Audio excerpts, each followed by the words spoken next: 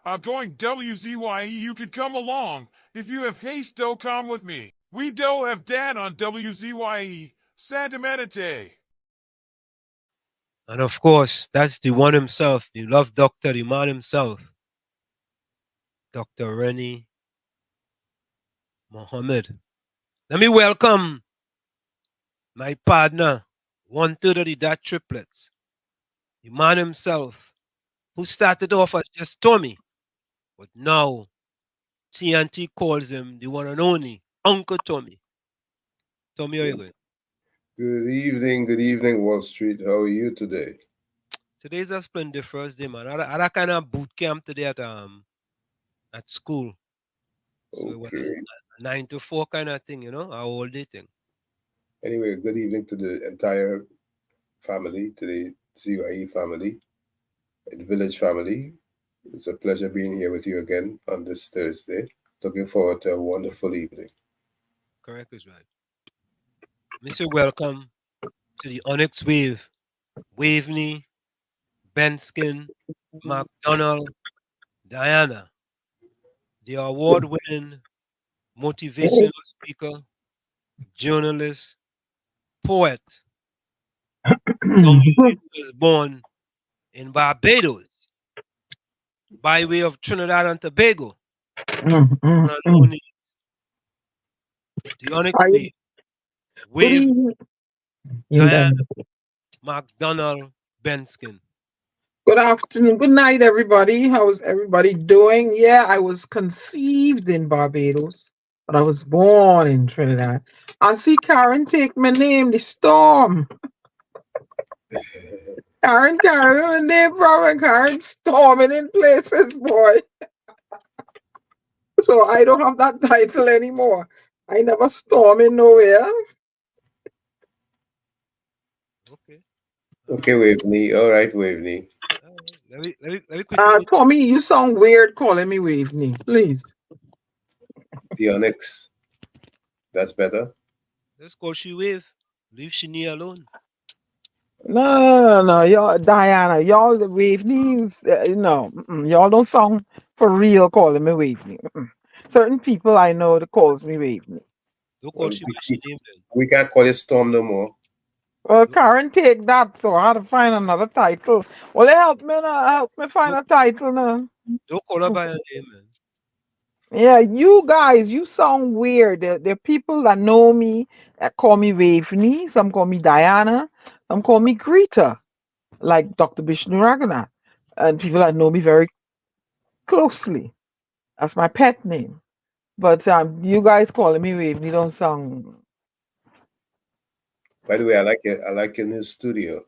You like my new studio? Yeah, man. I shall be doing splendiferous things in here. Marvelous knowledge and fabulous things I will be sharing. Okay. Yeah, tremendous things.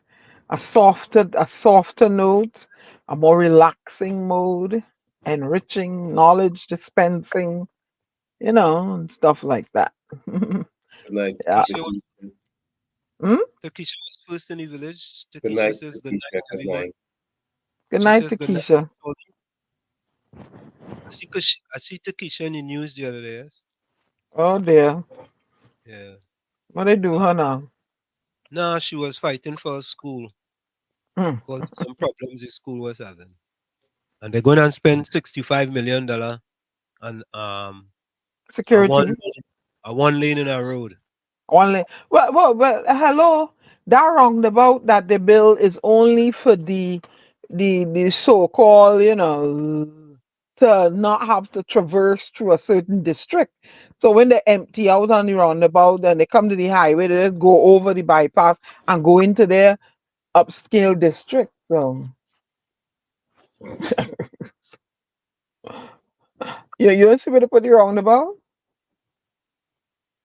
I saw it, but I didn't know it was But look at it. Look at the logistics of it and figure it out. Sky view, a sky shot.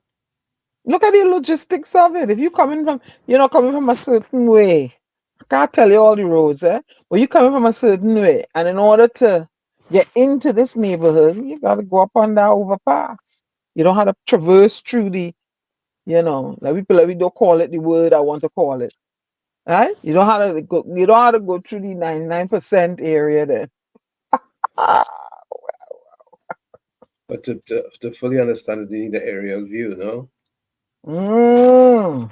And when somebody provided me with an aerial view and person that knows the area, I said, but that's a good thing. The bill are open around about Guyana.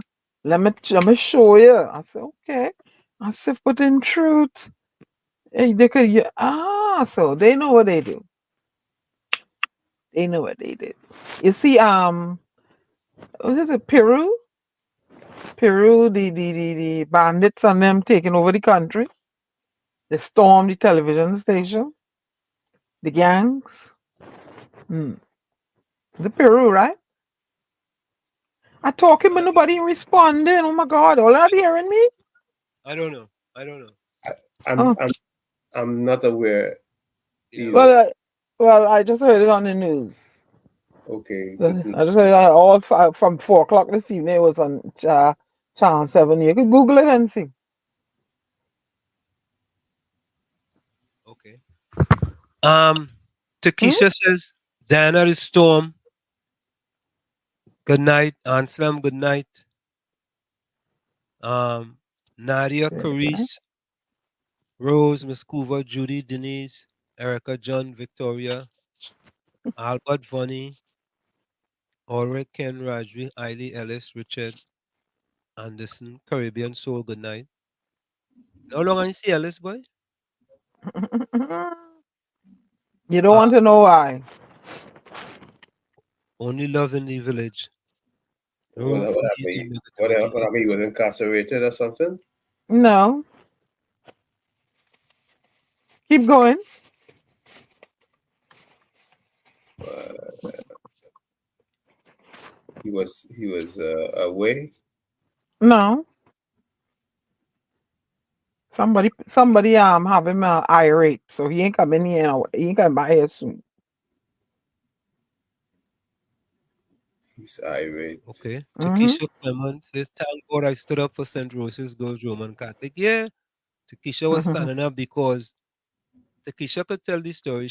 They went to school on a bus, and when they reached there, they let off the kids because they had to transport them to another school. And when they get there, they call them and tell them they had to come and pick up the kids because oh God, all kind of problem. Mm-mm-mm-mm. All kind of Look, problem.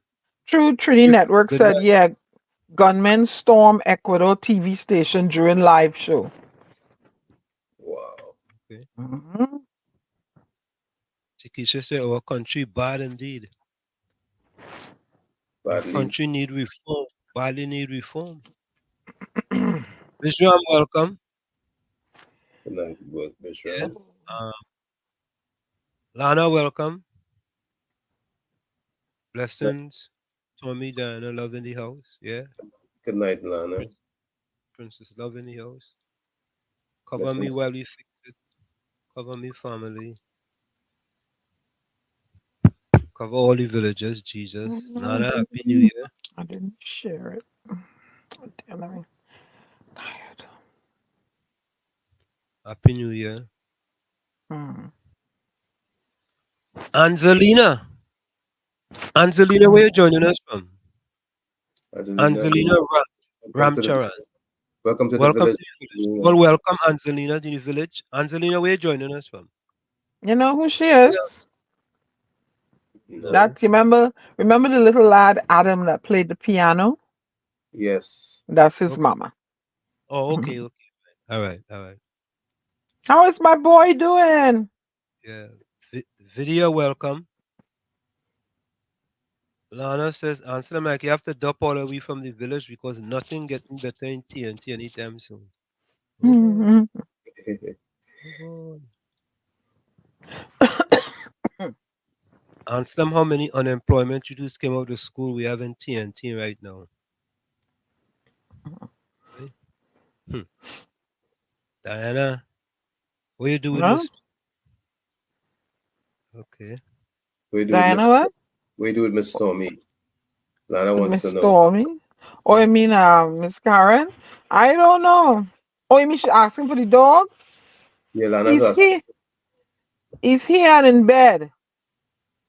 He's good. He had a bath and grooming today. He's good. And Slam, all the roads they're fixing soon will be rivets. We need boats when rainfall. Can't drive, only float. All right. Choo Trini Network, welcome. To Keisha. Okay, Trini. And have flooding plenty when rainfall. Mhm. What's flooding plenty? See, Yeah. it's just flooding plenty. Flooding plenty when rainfall. Angelina says New York, Long Island. Mm. That's where Okay. she's. That's where she's joining us from. Mhm. Welcome, Angelina. Angelina, rather. I spoke to you once, Diana. Huh? I spoke to Diana once. Who I spoke to once. That might She be spoke. somebody different. Let me see. Maybe I'm mixing she And up with so somebody else. next month, Mm. make it years they close down St. Rose's Girls Roman Catholic and Yeah, promise that isn't that Adam in the background there? the kids Ah, was on a shift system and now the students just sharing school. Okay. All right. So folks, we have coming up mm,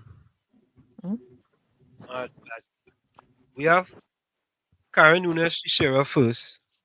Then we have Gary Griffith. I tried to get a third person, but so they could give us a little background on the state funeral that was supposed to be held under Hindu rites. And based on what we see from the state funeral, mm. I don't know. Because I don't know, and I'm not going to try to know. So I was trying to get somebody to find out what is normally the protocol when a state funeral is held under Hindu rites. You know, what normally happens. Because it appears from that funeral that really didn't follow the protocol of a Hindu funeral. Now, I don't know it. I'm just, this is what I was told. So I don't have the information. So maybe there are people, if we could get someone who can tell us what is normally done in a Hindu funeral, and you will think that it will be the same type of thing that will happen in a state funeral, right? It's just that that's more upscale, right? Video say call the security minister. Oh, So, please. someone can. You had to settle your settlement with him first. Someone can call us and tell us. Yeah. But We have. but a state Say these maybe Bishnu or Dr. Raghunath or Dr. Mohammed might know. um They may uh know. well call Dr. Bishnu and see now. I'm gonna send him a message here. If he'll pick up on a messenger. He could, you know what? Let me call. Let me try to see if I could get Yeah. Shino. Maybe let's see if I could get him real quick. I don't know if he will.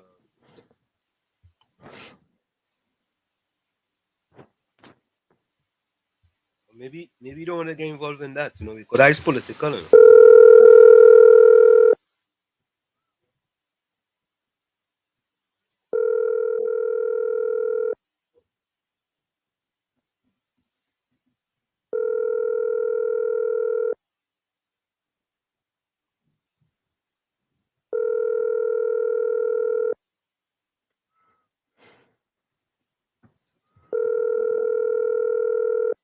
Maybe in school. Yeah, I think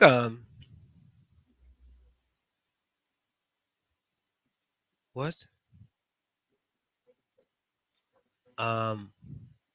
Captain Singh says he's an expert. Well, call in, Captain Singh. Call in And explain to us what should. and explain. I'll explain to you. Call in and explain. When you give me somebody now, funny. Video give me somebody. When you give me somebody now, you know we just call people. Mm-hmm.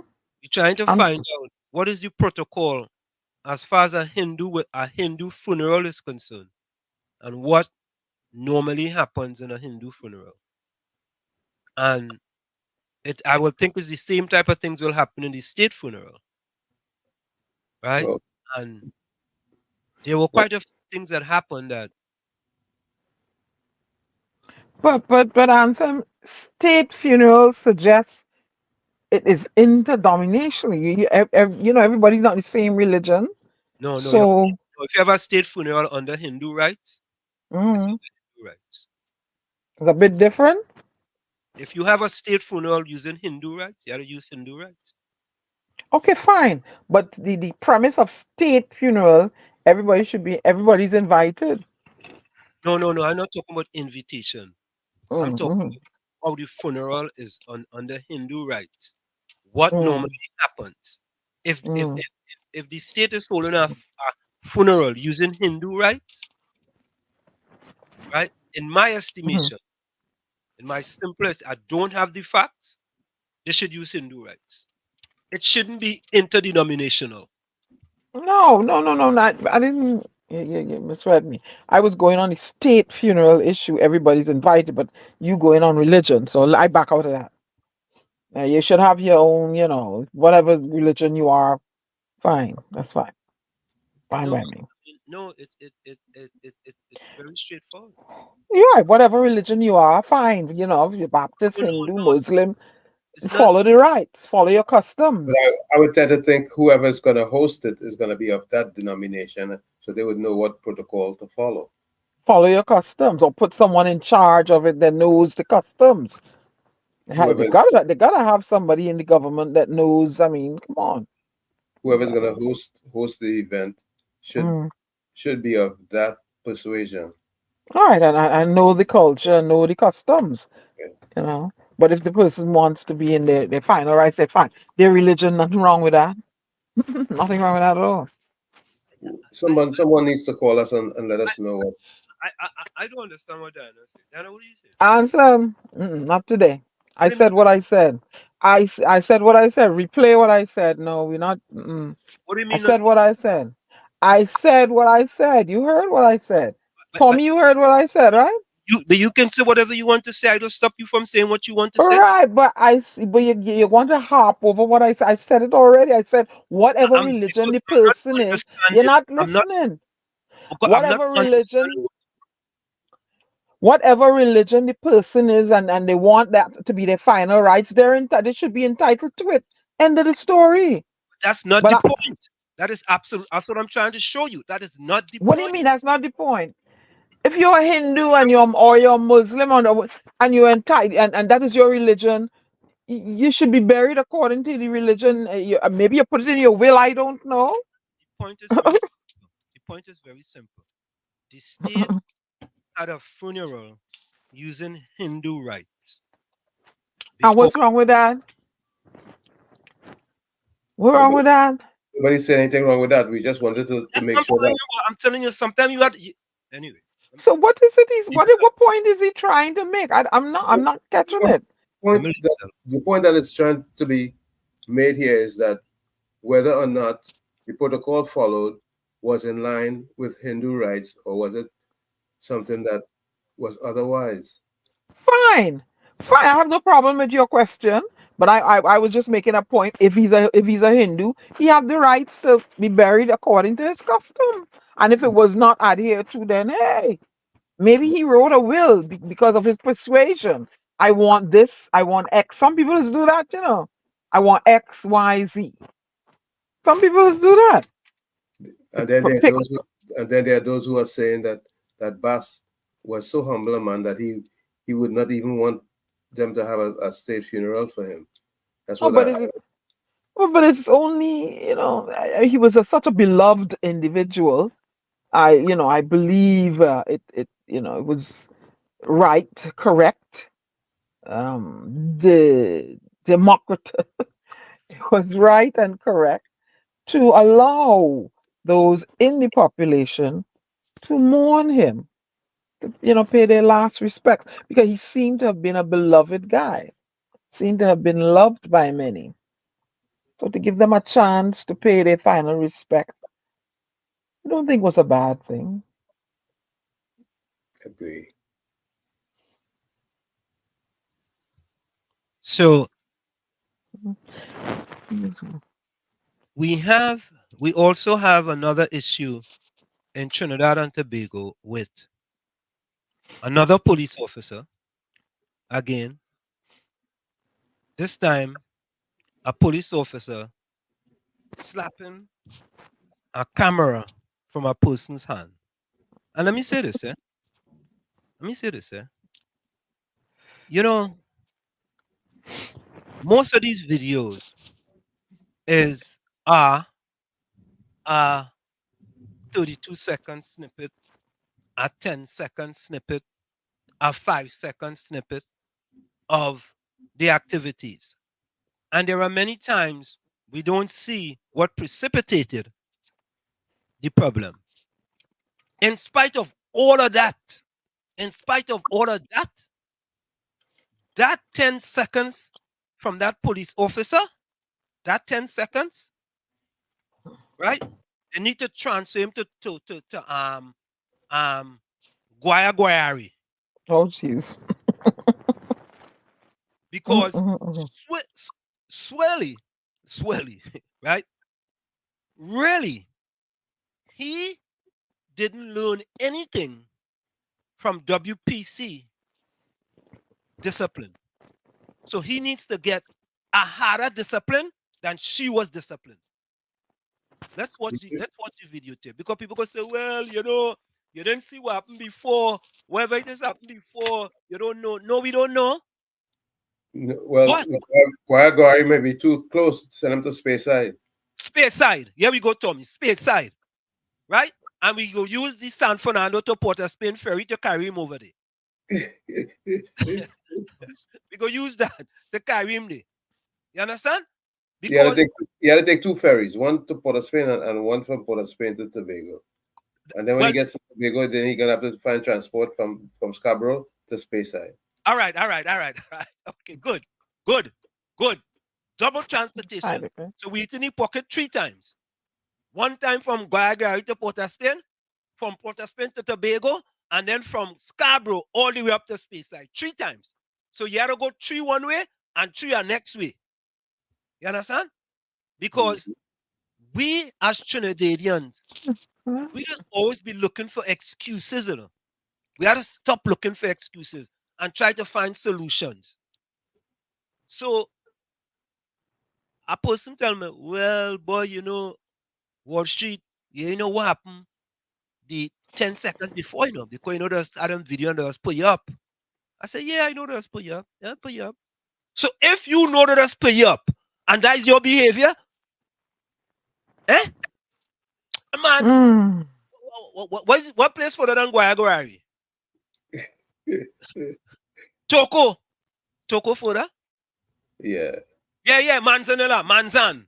Manzan closer than Guaya and Toko. But all right. Guayagari. Let me leave Guayagari. Yeah?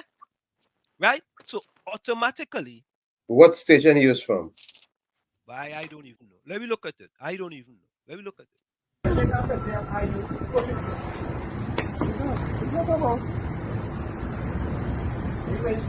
have it? Yeah. I go in station. Yeah, that's it. I've done for it. I go in station. They carry report.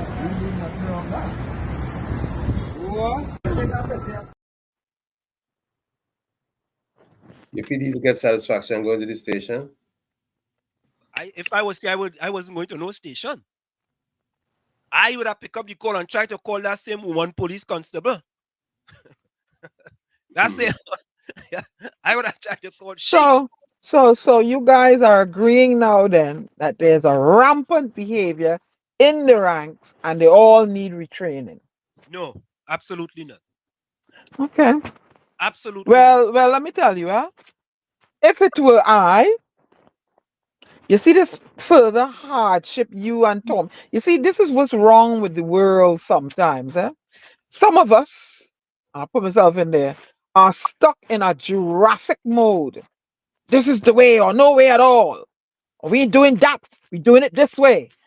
I personally, if it were I, were in charge of discipline, dealing with that issue, I would have done things like suspension, or if he depending on what rank he is, if it's possible to a reduction in pay in his rank, right? In addition, I would also retrain the whole everybody. So we ain't gonna go through this every week. We ain't going through this every week. I would hit him in his pocket where it hurt for a short while, put him on probation, and hope that the behavior is corrected. Because to me, this is just me, and I ain't too smart. To me, you're paying all this money to train this officer and to go try to make him redundant, quit or whatever. Now it's costing the state money. A lot of money was invested in training and developing this person. I don't know what rank he has, so I wouldn't want to lose the body. This is just me. All right. So everybody have a different way of handling things. That is just me. But you don't have to agree with me.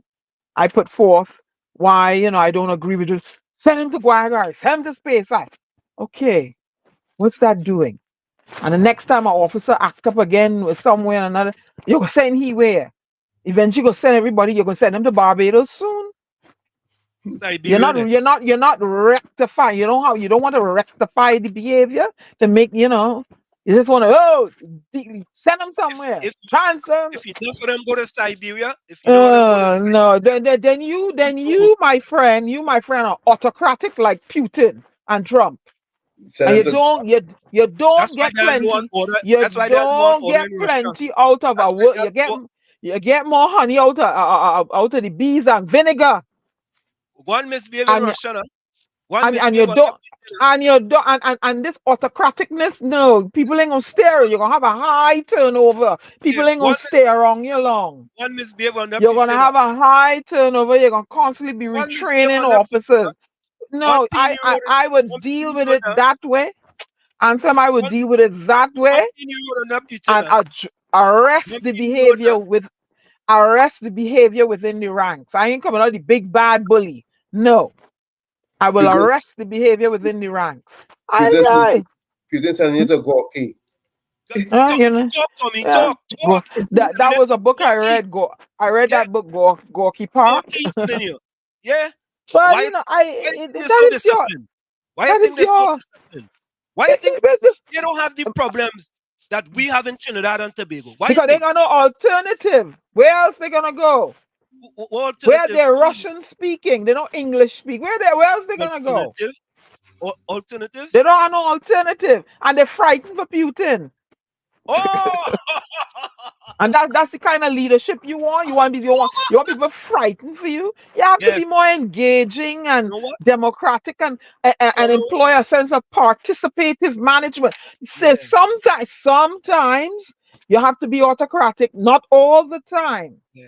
You don't Okay. have to be my way We or the have highway. 570 I murders. wouldn't if We have and 576 whose fault murders. is it? Whose fault is it not to keep the country safe? 613 murders. Whose fault they're not And you keeping the talk about country safe? give him a pattern. Give him a Whose pattern. fault is it to keep the country safe? It's the people fault. Not that police officer didn't go and shoot nobody. Nah, Whose portfolio for the police department fall under? Come on now, let me hear. Who said it is not their job to keep the country safe? Let me hear. He said it on social media. All your style up there trickle downward. You're buffing people, you're manly, you're autocratic. Your employees are gonna emulate you. And if I'm wrong, a management expert come in and tell me I'm wrong. The style from up top trickles downward in any organization. All right or wrong, Tommy? Hey. Yes, the head controls the body. So then I know the question now. I know the head control asks if the style of management that is up there, if it trickles downward within the organization. I was agreeing with you Yeah, when you I tell my head. You tell me the head and the body. I want to hear you say what I say. Answer my question. Absolutely. okay. The correct answer, the simple answer Uh, is yes. I have Simple, somebody listening in here. They're laughing. the simple answer was yes. Okay. Tommy, wrong, wrong answer, Tommy. Yeah, the head, man. When I Ask get if the the answer, style of management up top trickles downward to the organization. Yes or no? Yes, Yes, it does. yes, Diana. Yes. Who's calling? Good night. Yeah. So I, I don't deal with making an employee uncomfortable. Make them aware of what they've done, and you don't want that behavior repeated, probation and all kind of stuff. I am amazed.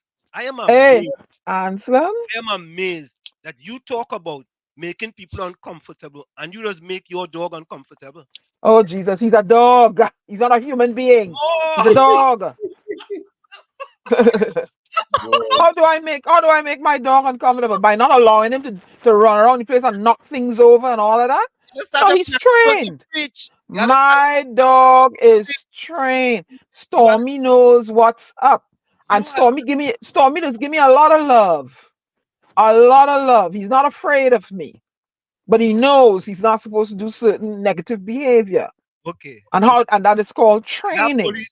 police don't know. But he need training. He need retraining. And you do things in order to train him. And when the police do things to He need train that police, retraining. All of them need retraining. why you All why them government you officers need Ferrari? retraining. Why you selling shit? No. Yeah? All of them because Anselm, you see, not if all of a sudden everybody start acting up, I get my back pay and I'm mad. I'm depressed. I don't feel good. Right? A spurty moment hit me. All right, I'm a female. A PMS in. I ain't get my back pay. I ain't sleep good last night. You want to hear precipitating things that can make you just forget and say go the wrong road? There are plenty things. I ain't get my back pay. Not receiving pay is a very demoralizing thing, You want to demoralize your employees? Don't get them the money now. Don't get them the money. Take out your frustration Mhm. on the consumers, man. Yeah. When you Don't get give your your back pay, employees your when you money get and you your go back see. pay, and somebody come in the morning by you, One cuss man. them out. No, I ain't saying that. What's Cuss that? them out because you are demoralized. You didn't get your back pay. You didn't get your pension. They ain't pay what they're supposed to pay you, and you're upset. Yeah, Cuss yeah, them out when they come. yeah. No, I ain't saying that at all. I'm just Cuss them, saying Diana.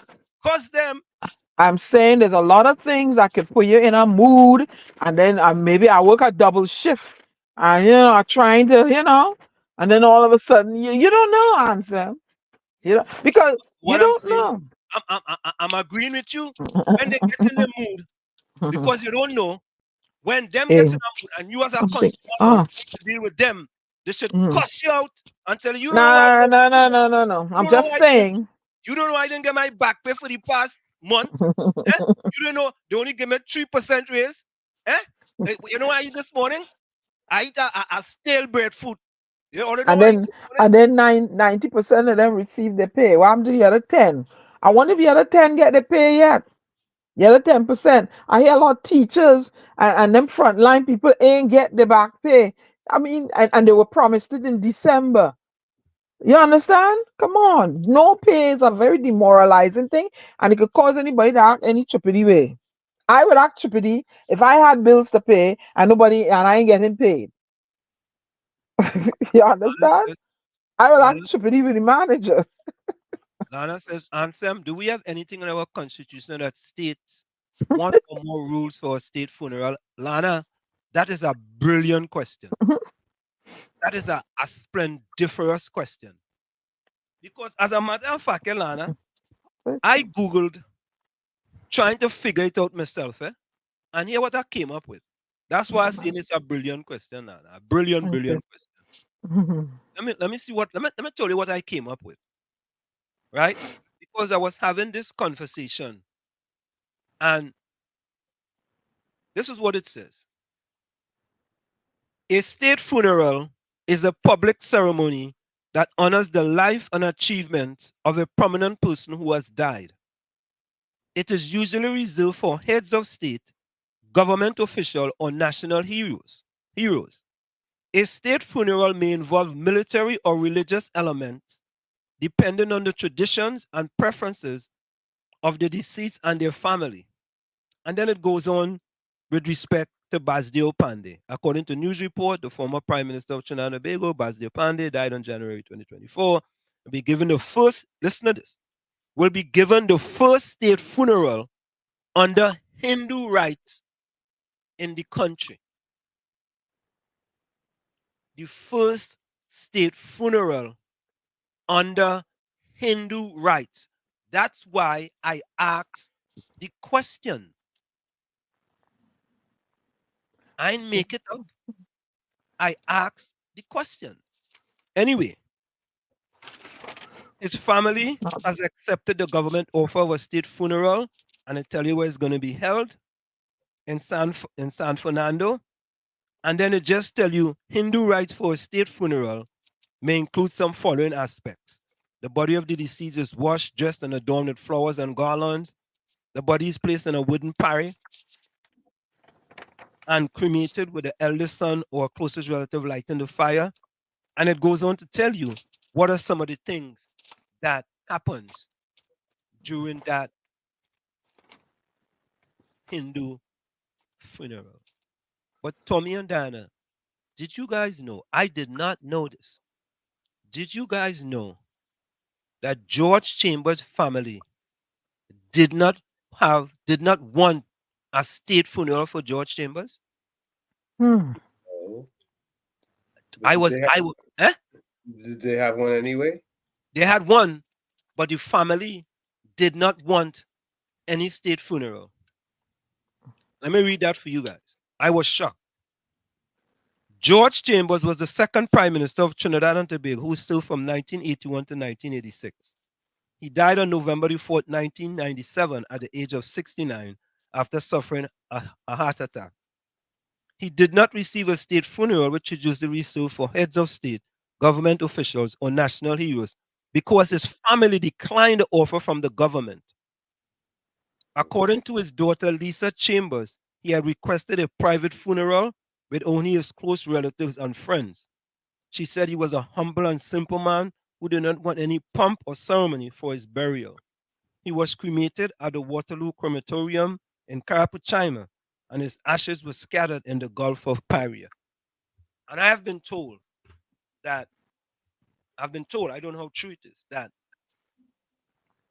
the George Chambers family said, always treated my father in a certain way when he was alive. We want no state funeral when he dead. I did not know that. That's just based on speaking with an individual and doing a little research, right? So again, in our country, we just wait till our man gone, and we want to give him all the pleasantries in the world. What about Patrick Manning and A&R Robinson? Patrick Manning appears to have had a state funeral.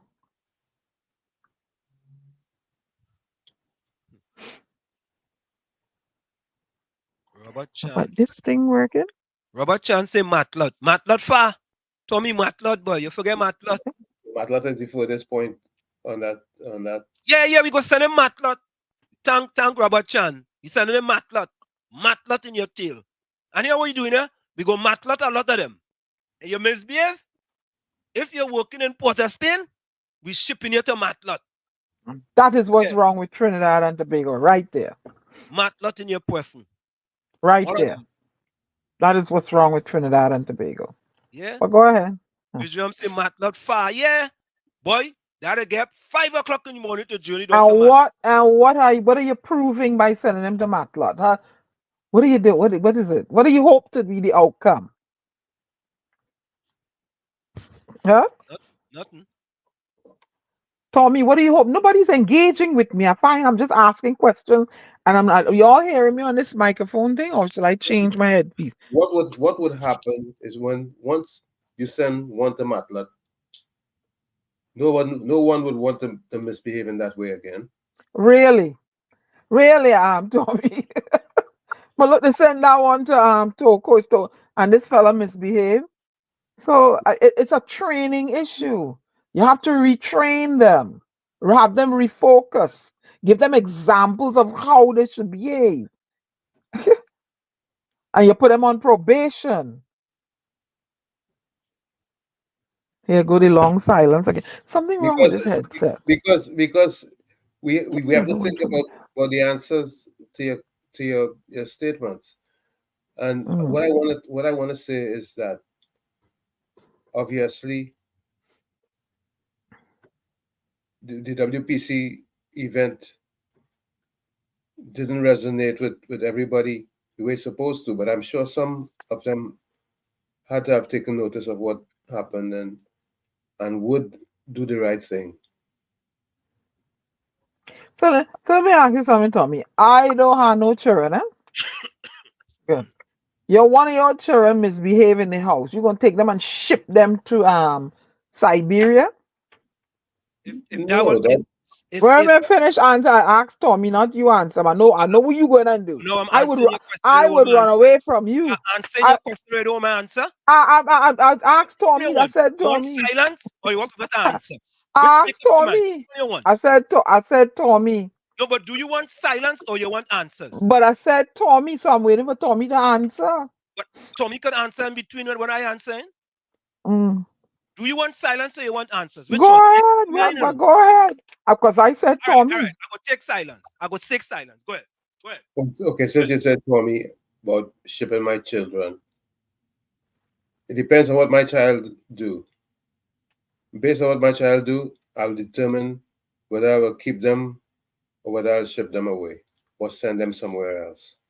Let me give Dinah Benskin a prime example. You like that? A prime example. My son used to go to public school in South Orange, Mayport. Public school, eh? Public school. You had to pay a penny.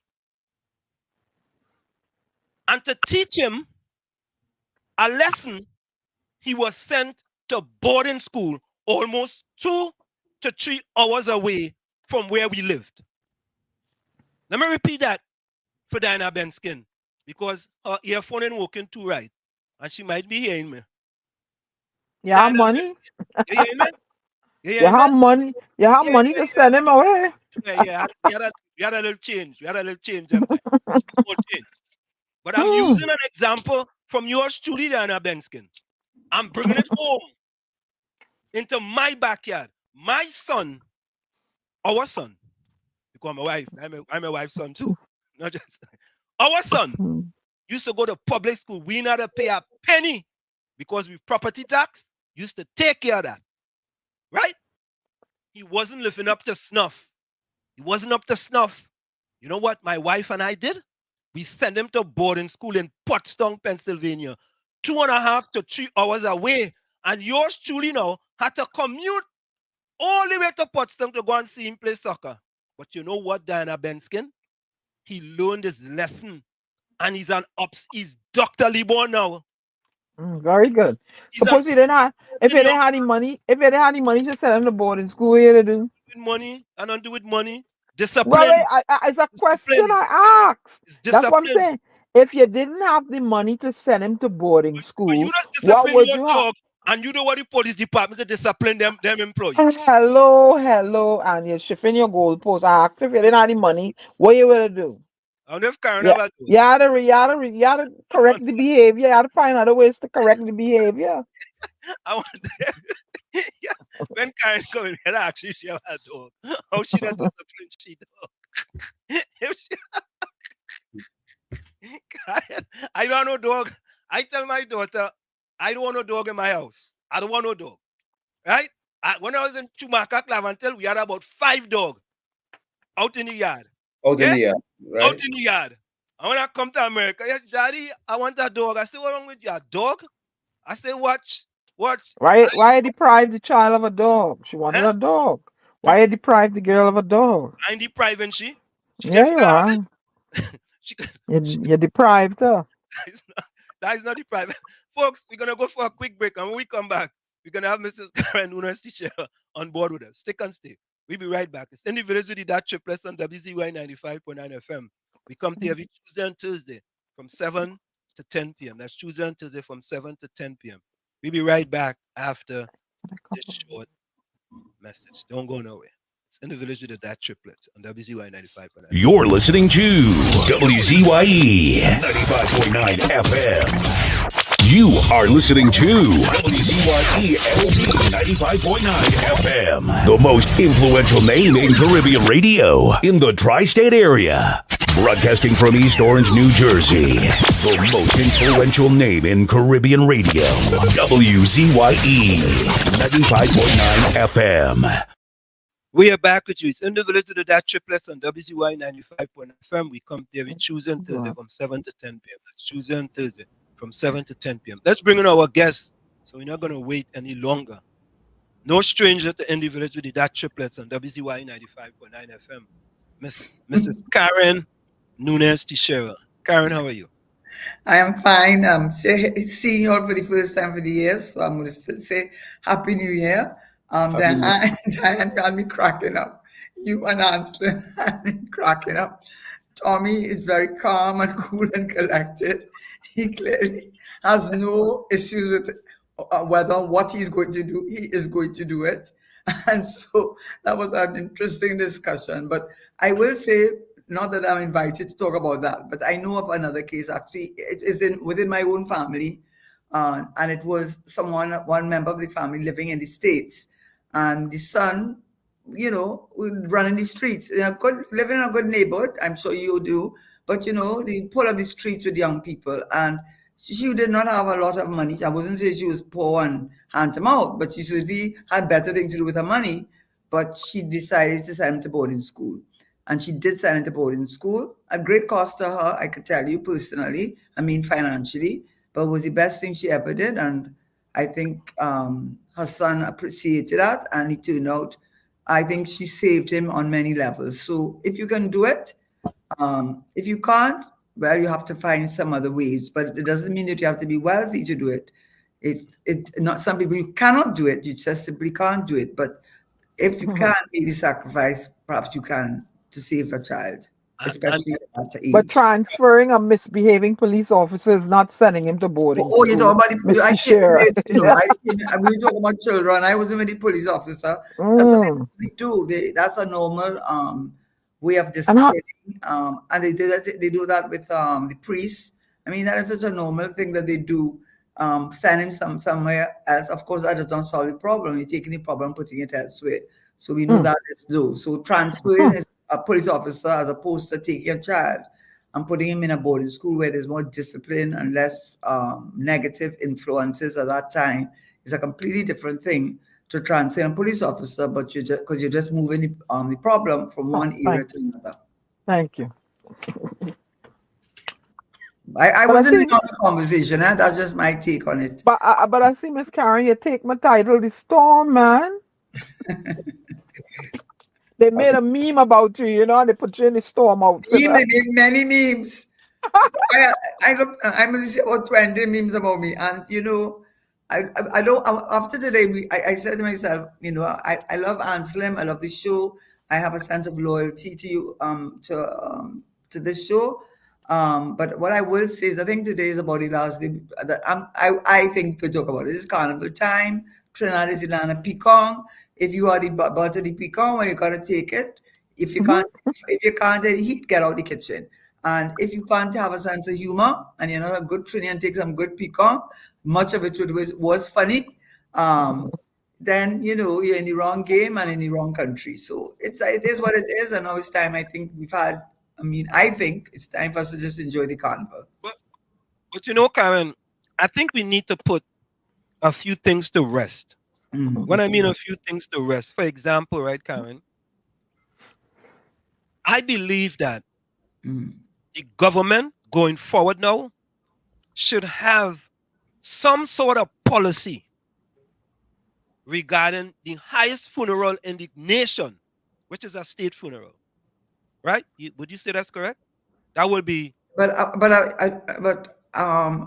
we both look. We discussed it about a state funeral, and that the auditorium, at least from the pictures, I've never been in the auditorium in Sapa myself, but from what I could see, there definitely is limited space. And if we're talking about Mr. Pandey's funeral, he really was very much loved because of his, whatever your political views were, especially since he had been out of the limelight, so to speak, in politics, and he was 90 years of age. I think a lot of people had a lot of affection for him, so that if the government had to do that, I would not blame them. They've got to do that.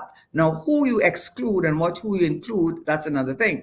Definitely not the members of parliament. You can't do that. Where will you stop? And definitely not those who were there before. I absolutely agree with that. But I certainly think there's certain high office holders who should have been included, and there was enough space to include them. That would be my position. So members of parliament, no. Former members of parliament on either side, absolutely not, unless the family specifically asks for that.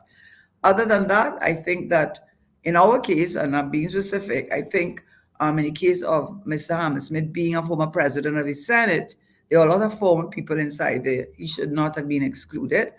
And just to be clear, I just want to be clear, because I've said it so many times. This is on a show this morning on Interbigo, and the gentleman kept saying this evening over and over again as if he didn't hear what I was saying. So I'm saying this for the 100th time. I was going under the tent. I knew I was going under the tent. I was happy to go under the tent because I like Michaela personally. I have her WhatsApp thing. I messaged her on January 2nd, and I was very surprised that she responded to me the same day. I personally, for whatever reason, there's a personal reason, I have that affection for her. I had that same affection for Mr. Pandey when I was, he knew my father because my father was president of the Employers Consultative Association.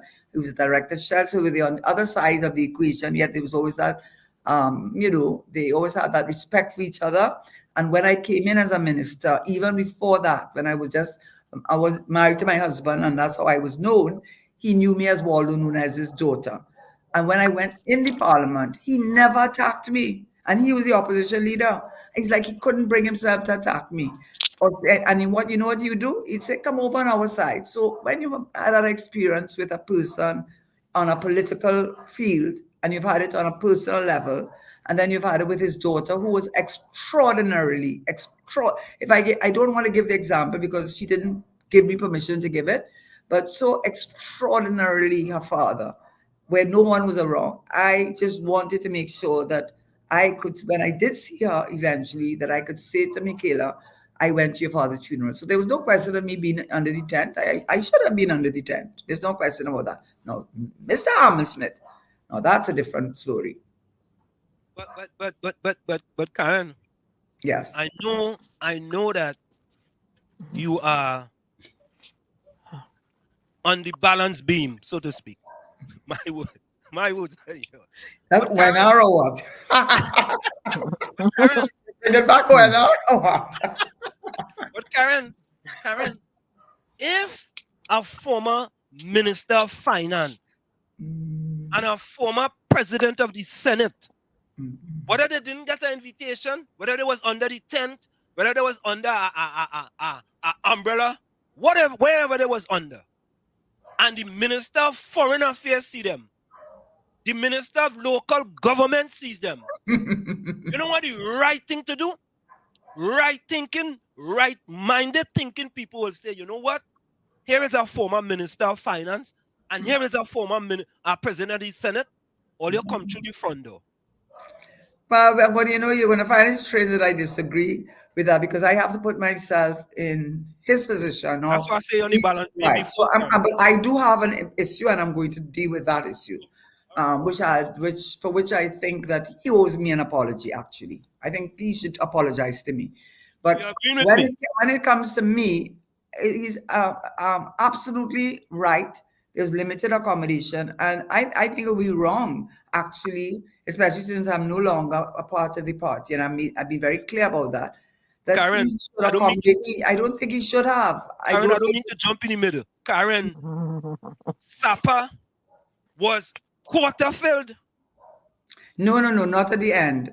At the beginning, it was because I was sitting in the tent and I saw it. 90% full. Karen, they could have get two enamel chairs. They could have get two enamel chairs. But I didn't want to go in. And the president of the Senate. No, I want to make it clear because you see, that's the thing about when you do not stand on principle. Because if you don't stand on a principle, then what is going to happen is that if someone else that qualifies for a state funeral, then every Tom, Dick, and Harry say, I was the minister of this, and I was the minister of that, and I think, and so, and where are you going to draw the line? So I think the line had to be drawn, and I think the family's input, I understand, is about. I heard Gary Griffith; he spoke very well, and he explained his role before. And from what I understood him to be saying, is like 50% the family, but 50% it would be the government. So I, Karen Nunes, Tesheira, have absolutely no problem and did not request, desire, or anything to but be on it. I didn't see it to be, and if I found that something was wrong with that, then I have a problem. Then I have a big ego and I am thinking about myself. I'm so important. No, I was thinking of the office of Timothy Hammersmith. And I thought it was a disrespect to his office because in his case, as I understood it, 4 attempts, he himself didn't make it. Others had made it on his behalf. First to the Prime Minister's office, no answer. I think they were directed to the president. Then they directed to the Minister of Foreign Affairs. And then they were directed to send an email, not an answer. Now that is the height of disrespect. So when it comes to him, I came down with him. He and I came down together in his car. So I'm not going to abandon him. I hope he wouldn't have abandoned me, right? So I was going to go in the tent, which I did not have a problem with. Whether the auditorium was half full of thing, I would respect it because if I were in his position and if I were in government, I don't want anybody trying to pull rank on me for that reason. But when it came to the Timothy Hammersmith, as a former president of the Senate, I find I was disrespectful because what I understood is this. They had a number of seats that were available for persons who wanted to come, and if they wanted, they had to write in. Now, if someone writes in on his behalf and you don't even have the courtesy to answer, that was wrong. And I just want to make it clear. This is why I say he owes me an apology. It's not being under the tent. I had no problem being under the tent, and I don't blame him that I should be under the tent. That's not a problem with me at all. It may be a problem with other people who power is important to them and position, and they want to feel important. Hey, listen, if you don't love people, you're in the wrong business, okay? And I'm not in the business of power. Well, anyway, we're not going down that route. But what I want to say is this, that Amy Brown, and I'm saying it, and he can say what he wants, and he can think of me whatever he wants, but he is a great disappointment to me. Actually, he's not such a disappointment because, you know something, part of me is not surprised. He first of all, we could never have reached where we reached if the police had not allowed us, because we had reached by a traffic light and they were not letting people go up. But they recognized him and they recognized me, and the police were very gracious. And for me to when they talk about storming is when you do something unlawful, you know. We were lawfully allowed by the police, who are the law enforcers, they told us go up to the where the and park. When we reached up to where we could park, the police, the law enforcers, told us park your car here, and even helped us to reverse. Let anybody say that I'm not talking the truth. That is the truth. And I hope I'm not getting any of them in trouble because they were really very nice. And then this is why I took offense. Now, this is where I took offense. Amy Brown was in Parliament and in cabinet with me. He was my colleague. I have his number on my cell phone right here. I have Michaela's number on my cell phone too. I try never to communicate with him because I don't want to put him in any position because, you know, I know how politics is and I know how it can. I'm not saying that I can say that about anybody in particular, but I just understand how it operates. So I have had no argument ever with him. He is watching me like if I was air. He looked at me. He looked right through me with, you know, I would say, studiously ignoring me. I mean, I was your colleague. You're going to treat me like that? You think Mr. Manning or Mr. Pandey or another would have done that? He looked right through me. I gestured to him, you know, for Mr. Hamilton, not me, for Mr. Hamilton. You know, that is my personality, I suppose. You know, so I'm looking out, I'm saying, you know, what about him? You know, let him in. He looked right through me as if I were air. I couldn't believe it. And then Faris Harari, who was one of my former students, I did write an article on him, and it was not very complimentary, but it happened to be fairly accurate, I believe. He had come up, and to me, I mouthed to him, Faris, Minister, could you do something for Mr. Hamilton, the president? And he just shook his shoulders like this and said, no. Now, the problem I really, really have is with Amy Brown. Amy Brown is a disgrace. And he could say, I said he's a disgrace. And he could say that he's a disappointment. And if he ever think he wants to be prime minister, which is clearly what I feel he wants to be, he should never be a prime minister because he shows his clinical nature, the clinical or ambitious nature that he exposed himself to. He doesn't understand how much he exposed who he was, because what he could have done, and he could say what he wants after this, but I'm pretty certain I'm right. You see, I've been fair about everything. By the way, this ceremony was excellent. It was well handled, absolutely well done. So he was doing an interview. So it is fair to say that you can't expect him to stop the interview to just talk to me. I could understand that. But what he could have done, and he should have done, and he knew he should have done, is before he went to the next interview, when he had his 15 minutes of glory, he was in his 15 minutes of fame and glory. That's what he was basking in, that, because it was well done. What he simply could have done was gesture to somebody from behind and say, look, the former president is out there. Could you do something to help him? He went to the next interview, did as though I was not even there. A former colleague, I would have had no argument with him to treat a colleague like that. I mean, it was almost with a sense of disdain. I'm going to tell you that's how he treated me. And I am telling you that he's too ambitious for his own good. He's too ambitious for his own good because he's playing smart. That's what I think. And I'm entitled to an opinion about him. He's playing quiet, and he obviously feels that he cannot interact with me because maybe his boss wouldn't like it. I don't know. I was in government and I know how they operate. They don't like it to talk to certain people. If they say you talk to certain people, whatever. I don't know if that had anything to do with it. I don't know if he had his moment of glory and he didn't want anybody affecting it. But you don't treat people like that. And he could have just signaled to somebody and say, could you deal with the former president? He didn't do that. But you see what happened? What happened was, it's the same police who said to us, you know, the procession was coming across, and they told us, listen, if you go down there, it's going to take too long. And I don't know if you'll get parking. And you do not want to enter the auditorium after the procession has entered. So if you want to ensure that you reach in before, that's for Mr. Hamilton, not me. You could go over the railing. So I know storming is when you call you and lock you up and charge you for something. But the police had told us I was helped over, and all of a sudden, all of the attention was taken away from him. I am not the media. I don't have the cameras. I am not in control. And if your moment of glory and your moment was disrupted because suddenly they found what I and Mr. Hamilton was doing, more interested in what he was doing, He caused it on his own self because all he had to do was be a gentleman, be a diplomat, and be decent, and had done that with it in the appropriate way, and it never had to have happened like that. So if anybody owes an apology, because a lot of other reporters have asked me, are you sorry? What am I sorry for? So you could put it as a headline. Tesheira says she's sorry. I look like I'm stupid.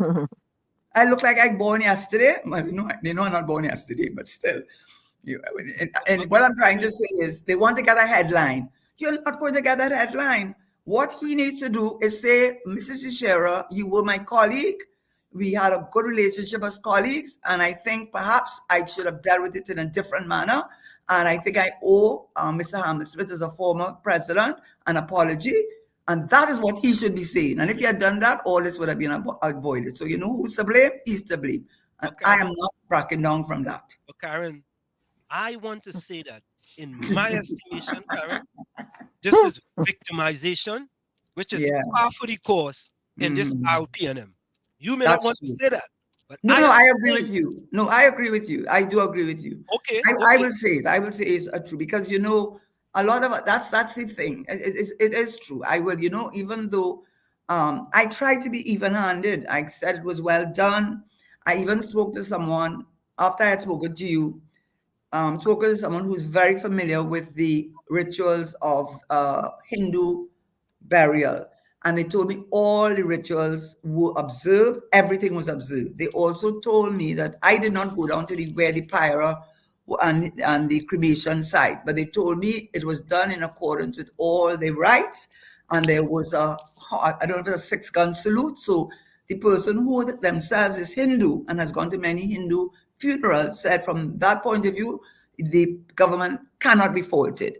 If some people want to say they shouldn't have had all these different other religions, I don't know if that should be right because he was a man of the people and we were celebrating him as a prime minister, not of the Hindus, but of Trinidad and Tobago. So once you respected the family's wishes and you respected the Hindu rights, I can't really say, and I don't think that the family were unhappy about it. So I can't go down that road of, being critical about that. But I will criticize him. And it was political victimization. It was so stupid. You know, they're so petty. That's why they shouldn't be in government, because that's the kind of leadership you want. You're going to look and want to be spiteful like that? What do you want to be spiteful like that for? Of course, be a man and be a gentleman now. You're holding the post of Minister of Foreign Affairs. You know, the main part of that thing is diplomacy. Well, you showed no diplomacy, no tact, and to you to treat me, who sat down next to you in cabinet for how many years and was your colleague and had no argument with you, for you to do that and treat me like if I was wind in front of you, you owe me an apology, Mr. Grandstand. Grandstand. Then I could only grandstand because you want to say I grandstand because you felt that I took the thunder from you. Too bad, you caused it on yourself.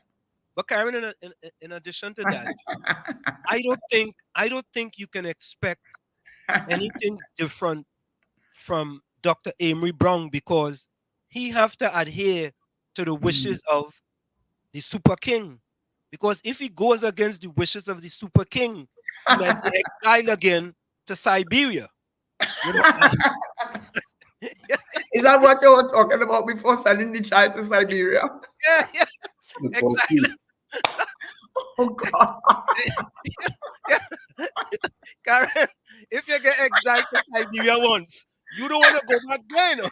I don't have to go there at all. When it's Archipelago, something like that book they wrote about the whole thing during communism. When they want to punish you, they send you down there. No, you don't go there to know I don't want to be there. Sending you down there. When you go down there and you see what it's like, you be like, nah, me ain't going back there. Whatever it is, I not feeling like that. You know, but Karen, in addition to that, there are calls from the PNM people with the herd mentality. I said it. Yeah. The herd mentality talking about, Karen, you know, we break the law. The police should go and look for she. Go and look for she because she break the law. I am like, where these PNM Okay. Or they go along, get along, P&M gang. Go along, get along, our P&M gang. Where them just get the information from? Okay, so I will say this. Two Yeah. things to answer what you said. The first thing is you are right. And it's not only, I think this one is particularly in this case, under this leadership, it is particularly a case where if you just do not want to get on the wrong side of the prime minister, his whole manner in public tells you that. And Robert Lohan found that out to his dismay. And so you just don't ever want to do that. I think the problem with me with Amy Brown, was that we did not have a bad relationship. He wasn't part of that inner circle, and I had a good relationship with him. So, he didn't have to hug me up and say, "Oh, I'm so happy to see you." He didn't have to go that far, but he didn't have to show me that disdain, and that was a bridge too far. So, yes, I think he felt, I can't prove it, but that's how politics is. People like to carry news, and you don't know. Everybody say, "Hey, you see how Brown treating Tesheira? Like he and Tesheira is still friends." So I understand he has to be careful, but he didn't do that. He treated me with a disdain, and I was totally shocked by it, because we never had that type of relationship. And there are others inside there who I don't have that kind of relationship with. I wouldn't go and embarrass them by trying to befriend them, because I know that they would be under pressure if they're seen to be friendly with me. I understand that. But what he did went beyond what was required of him. So from that point of view, he really did shock me, and I was ashamed of him. Actually, I am ashamed of him. He should be ashamed. He may not be ashamed of himself, I'm telling you. And the other thing too, you'll be surprised. 95.5. Now, well, I certainly feel, I think a lot of people feel, that is P&M station. They had me on yesterday, and surprisingly, well, I would say surprising because of how I think 95.5 is viewed. Tony and Dale. Tony said that he agreed. He thought there was much ado about nothing. He didn't see anything wrong with what I did. What was all that confusion about?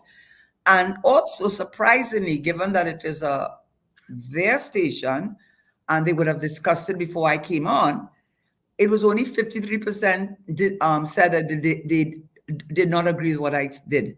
Now, that's very high, because I would have thought they would have said 97% did agree. So to think it was only 53% on their station, where there's a perception as you're P&M till you're dead and all of that. And for Tony to come out and say very clearly, no, he didn't see anything wrong with what I did. Not that I ever think that Tony is, one way or other. I'm not saying that about him. So, there are people who are maybe being, I don't know, they may get some sort of reward. I can't say what the reward is, but maybe they get a reward for doing what they do. And some people are so full of hatred. Like for me, there's no hatred. I will give Jack his jacket. I would say he did a good job. Why would I now take away from that because of how he treated me? How he treated me was wrong. How he treated me was terrible. And who he was, he owes me an apology. And you watch. You see that conduct that he displayed? I hope people saw him for who he is, I hope they know who they saw there, I hope they understand that cold, clinical person who is very studied, very, very studied. I hope they understood who they saw there, because I understand that I am telling you, that's the picture that he gave. So studied, clinical, that's not neither here nor there in terms of being pejorative or good, but it just tells you in my view, what he did to surprise me and disappointed me, and it gives me an idea of who he is now. Maybe he's always so, and I just saw it yesterday, the other day. I don't know. Well, I think, Karen, what this does to me is crystallize the behavior of the people at the top of the pecking order in the P&M. This crystallized to me, and a fish doesn't rotten from the tail. Repeat that. A fish does not rotten from the tail. It starts with the head. And all of this sort of behavior is like when Reagan was in power, and he talked about trickle-down theory.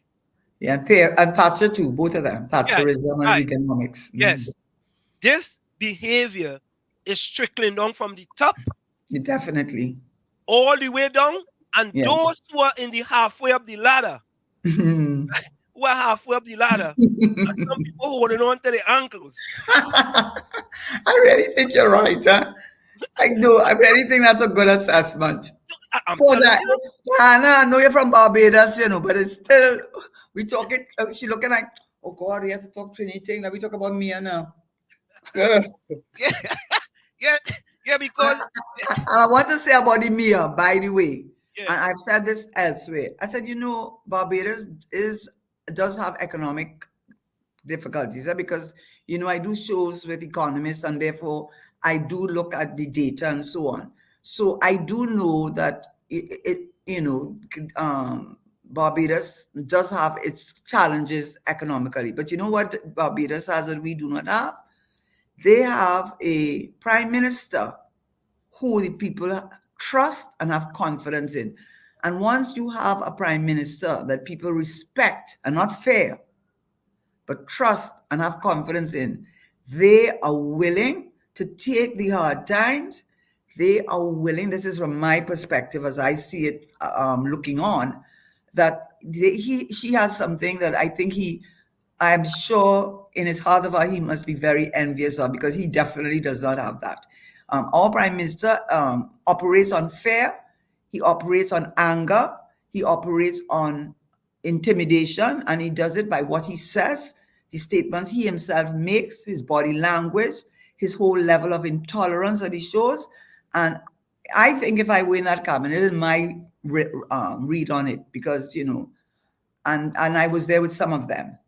So I think that there are people inside there who probably absolutely do not like what he's doing and absolutely do not agree, but they want the job. Because, you see, it's not a question of losing a job, If you lose a job, you're not only not losing a job, they blacklisting you. You don't get you working again, And I know that because I've seen it happen to people.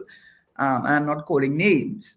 But unless the person who told me that wasn't telling me the truth, and I'm not going to call the names, but they told me why.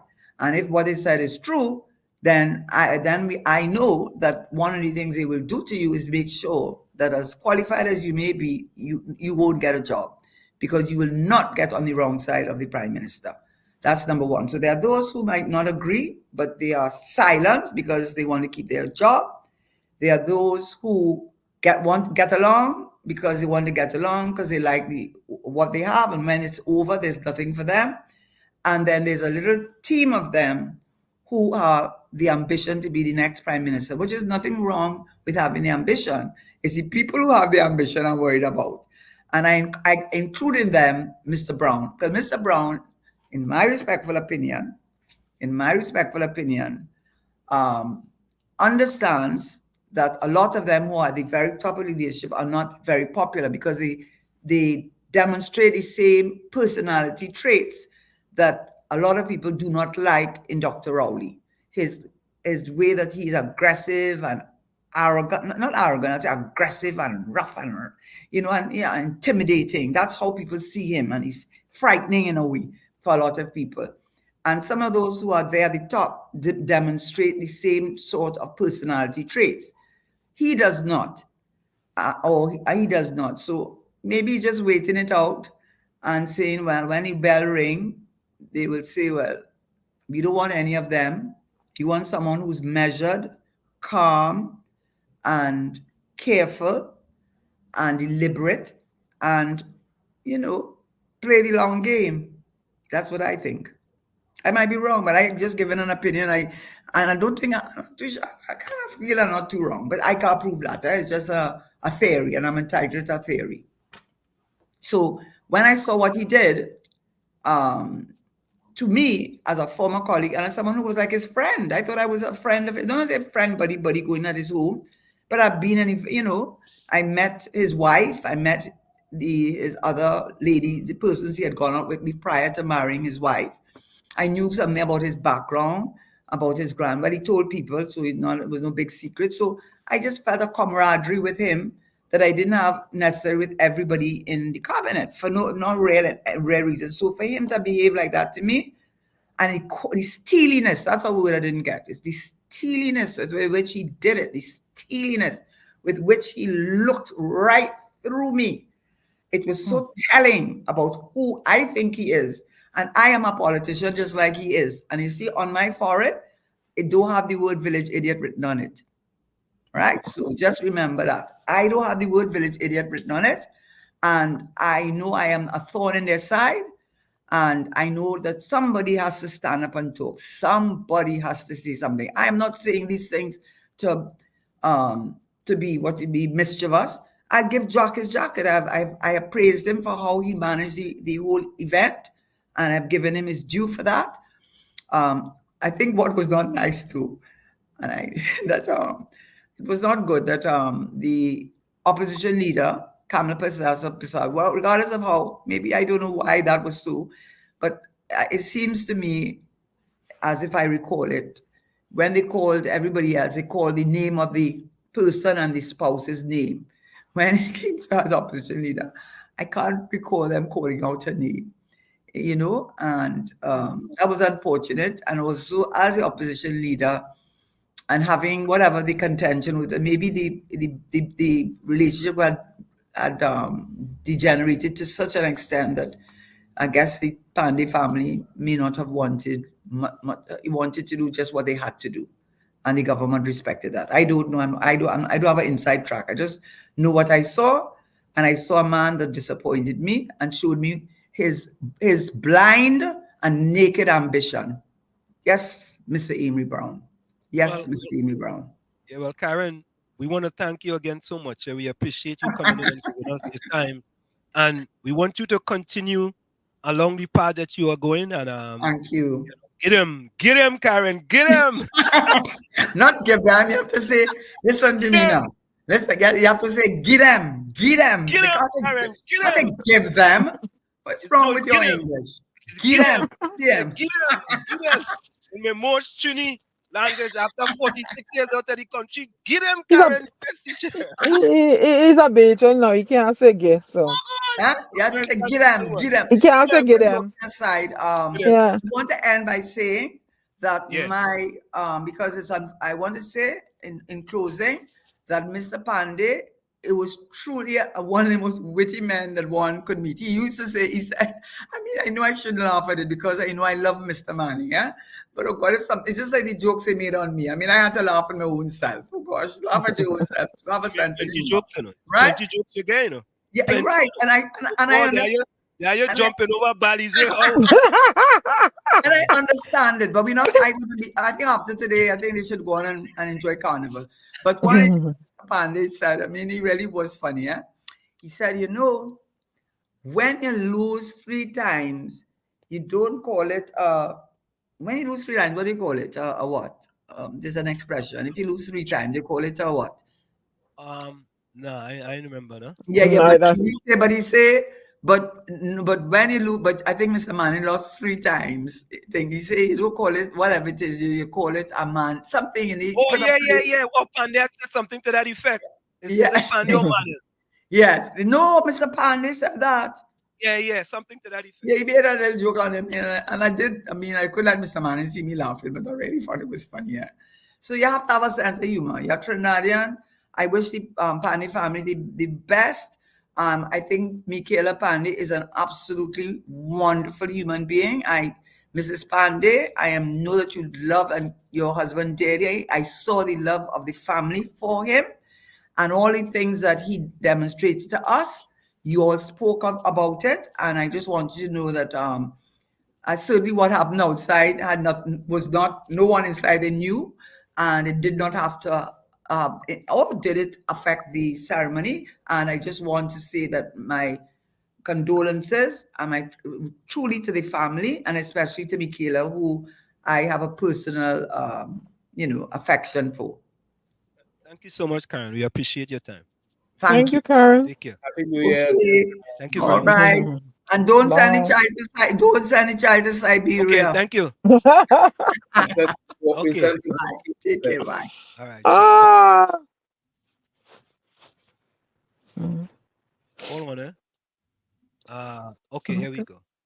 So, folks, our next guest is patiently waiting. We're not going to wait any longer. Let's bring in our next guest. Mr. Gary Griffith. Yeah, Mr. Good evening. Good evening and Happy New Year. Is it first time Happy you're New talking Year. when you're laughing? That was an interesting interview. Good evening to you all. How are you? Happy New Year. Happy New Year. You know, what is that you have in the back? That is archery, do?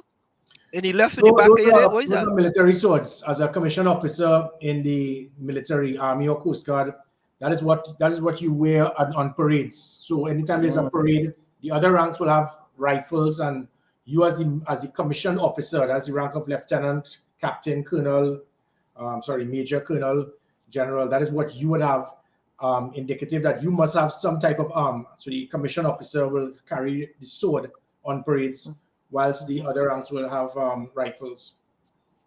Yeah. And what is the third one? The one to the left. The other Well, one. there's There's three two of them. different swords. I had different aspects. When I was in the defense force, and the one on that side is the good old camouflage, which I love. Is the one you're banned? I the one you're banned. Well, Lord. Trinidad and Tobago is the only country in the world that if a child has a pink camouflage toy, a lady has a yellow camouflage short pants, it is seen as a threat to national security. It is one of the dumbest laws. It caused a lot of embarrassment to our immigration when tourists come inside and they say, so a child with a yellow camouflage toy is illegal. Is this going to be a threat? So we misinterpreted the Defense Act, where it's supposed to be any camouflage in the resemblance of that of the Defense Force. And only about 7 or 8 countries in the world have that, mostly in the Caribbean. So we're kind of behind the 8 ball. So we have a law, and if you go into PRCO, anything in the resemblance of camouflage is a crime. People don't make laws deliberately to inconvenience people. You make laws to protect a country. A child, as I said, with a blue camouflage toy, how could that be seized and say that is a threat to national security? But that is where they are trying to change that from the banana republic era, because the present government I spoke to them about it. It has caused many issues, but I'll deal with it when the government changes. Hey, so Mr. Griffith, we wanted to get your expertise regarding a state funeral, and share with us what is normally the procedure or protocol when they're having a state funeral, based on what you know. What kind of help us here, because we didn't really understand. Yeah. Okay, so the main thing in a state funeral that you must not do is to jump over railings. I'm only joking. No. Oh, she's coming back in. I know she'll come back. Easy, Karen. So we're joking. So there are 4 seriously now. So there are 4 types of funerals you can look at, and under how we have it drafted. So there's a state funeral, and the state funeral is usually only for those serving presidents or prime ministers. So unless you are serving president or prime minister, that is when you are entitled to a state funeral. You then have an official funeral. An official funeral will be for serving chief justice, government ministers, and previous presidents and prime ministers. You then have something that is known as a state-funded funeral, and that will be for persons who, like for example, President Robinson's wife, Gordon Draper, persons who may have retired as a retired minister. And then you have a military funeral, that's the 4th. That is where you have somebody who has serving presently in the defense force. You have died while serving, and especially if it is that you're a military officer, that is, there are colors, there are all sort of different pallbearers and so forth. So in this situation, however, what we have done is that previous prime ministers, the government can decide to state that, okay, even though you are not a serving prime minister or president, we would like to make an amendment through a cabinet note to have it as a state funeral. And that was done, it started, the first time that was done really and truly was in 1971 with Sir Larry Constantine, where he wasn't a prime minister or president, but he was given a state funeral. And then it went on to Sir Ellis Clark, who was a previous president, and then the government decided to give him a state funeral, where really and truly it's supposed to be an official funeral. It then went on to well, again, so Eric Williams, he was a sitting prime minister, so that was automatic. Others such as Patrick Manning, President Robinson, they would have been given a state funeral. I was the coordinator for President His Excellency Robinson's funeral, where again it would have been an official funeral because he was no longer sitting prime minister or president. The government at that time decided to give him a state funeral. That was a 5-day state funeral. That was the most difficult funeral because that funeral took place in 2 different islands. And then you had previous Prime Minister Manning, the same decision was made. And then also with Basdio Pandey. I think George Chambers, he decided to have a private funeral. So he as a Prime Minister did not have a state or official funeral. Correct. I think it was a government funded, state funded funeral. And I think the same may have happened for President Hassan Ali because they decided not to have it as a state funeral. So that's the concept. It's state, official, state-sponsored, state-funded, and military. The last funeral would have been a state funeral. But then what about the people who were invited to those things? Is it because and let me ask this question because there's a voice note circulating. If it's a state funeral, shouldn't it be that the people of the state can attend that funeral based on the capacity? I mean, if it's 1,000 capacity, 1.4 million people, I mean, it will show up. But I'll give you an example. Okay, so here I was pulling up some files. So here, this is what I had here, and this would have been, as I said, I was the coordinator for President Robinson's, His Excellency's funeral. So I had what I did. I mean, it's a lot of work for a state funeral. You're speaking about administration, protocol, logistics, infrastructure, public information, the ceremonial aspect, the security. So it's a lot of logistic and administrative work.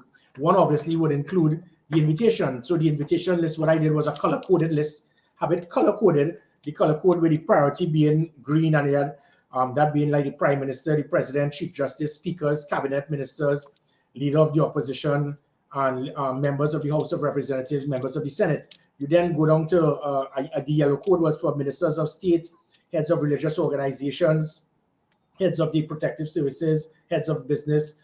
Then going on to a blue code, which would have been high commissioners and ambassadors. You then go on to a red code where I had such as president of the CCJ, justice of appeal, judges of the High Court.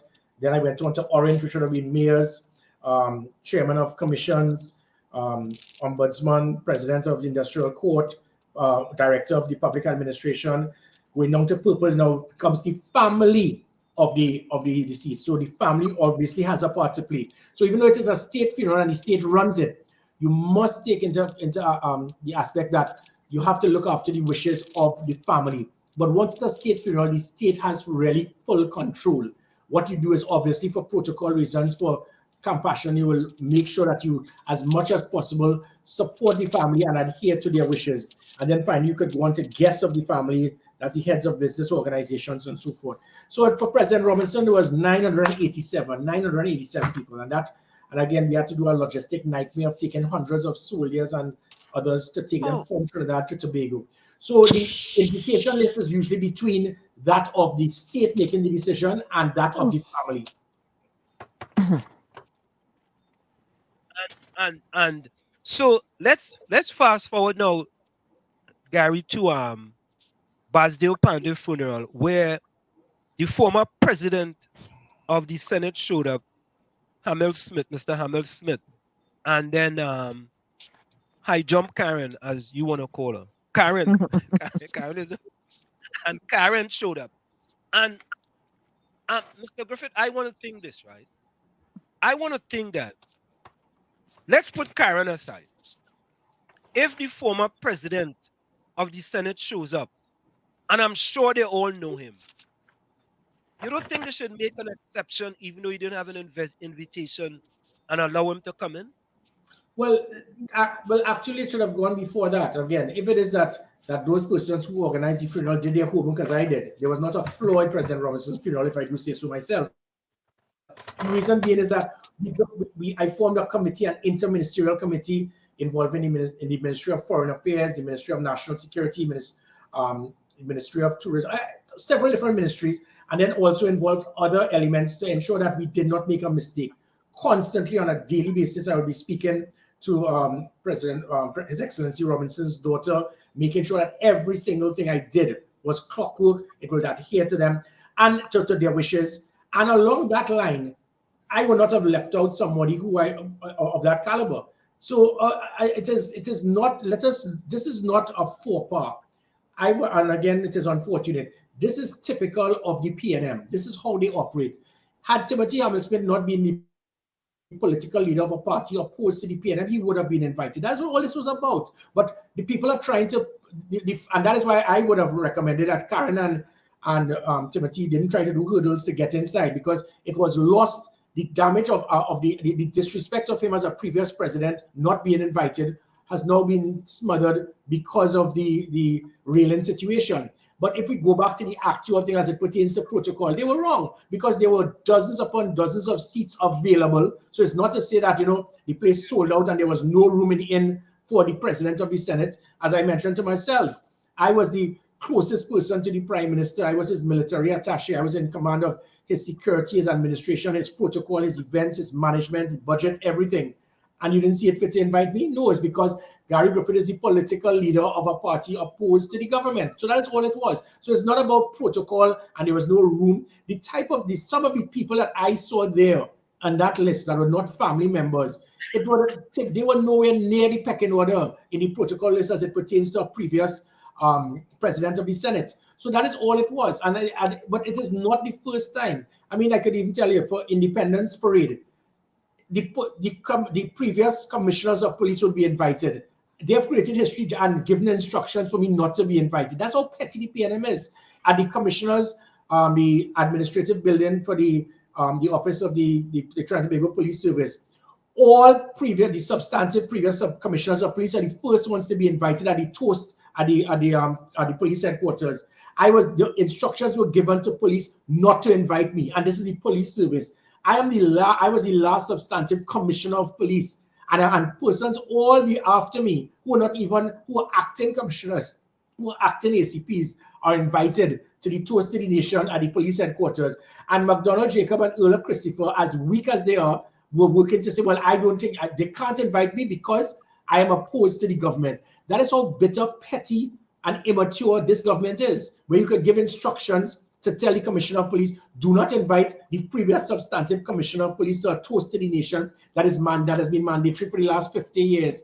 We are not going to invite Gary Griffith and Timothy Smith, even though they deserve to be there more than probably 90% of those persons, because they're opposed to the government. So it had nothing to do with, there was no room. It had nothing to do with shortage. It had to do with just basic petty politics. So Timothy and them trying now to waive and all of that, the decision was already made. You're opposed to the PNM. The PNM reluctantly had to invite the members of parliament in the opposition, because under the chair, that would have looked totally ridiculous. But anybody comes after that, once you're opposed to the government, you will not be invited. And that is how, unfortunately, that is how petty and immature this government is.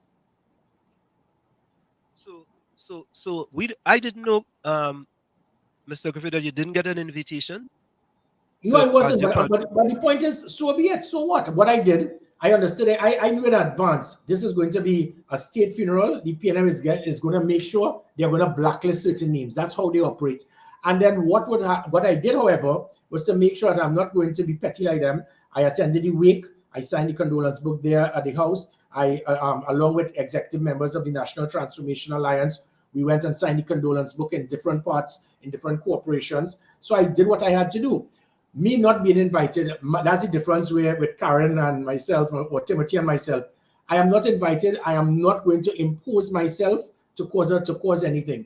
There's something we learned in the military. You comply and then complain. Now, after it has ended, now I could go and expose the incompetence, the immaturity of this government in how they have operated. And again, anybody who's PNM till they die, you cannot talk and discuss protocol with me.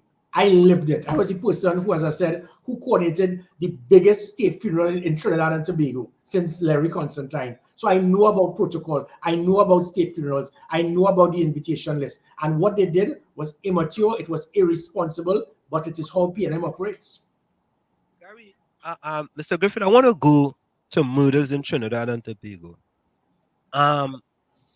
It appears to us, looking from afar, that the RPNM doesn't have a crime plan. and I'm saying appears, I might be being very generous in my description.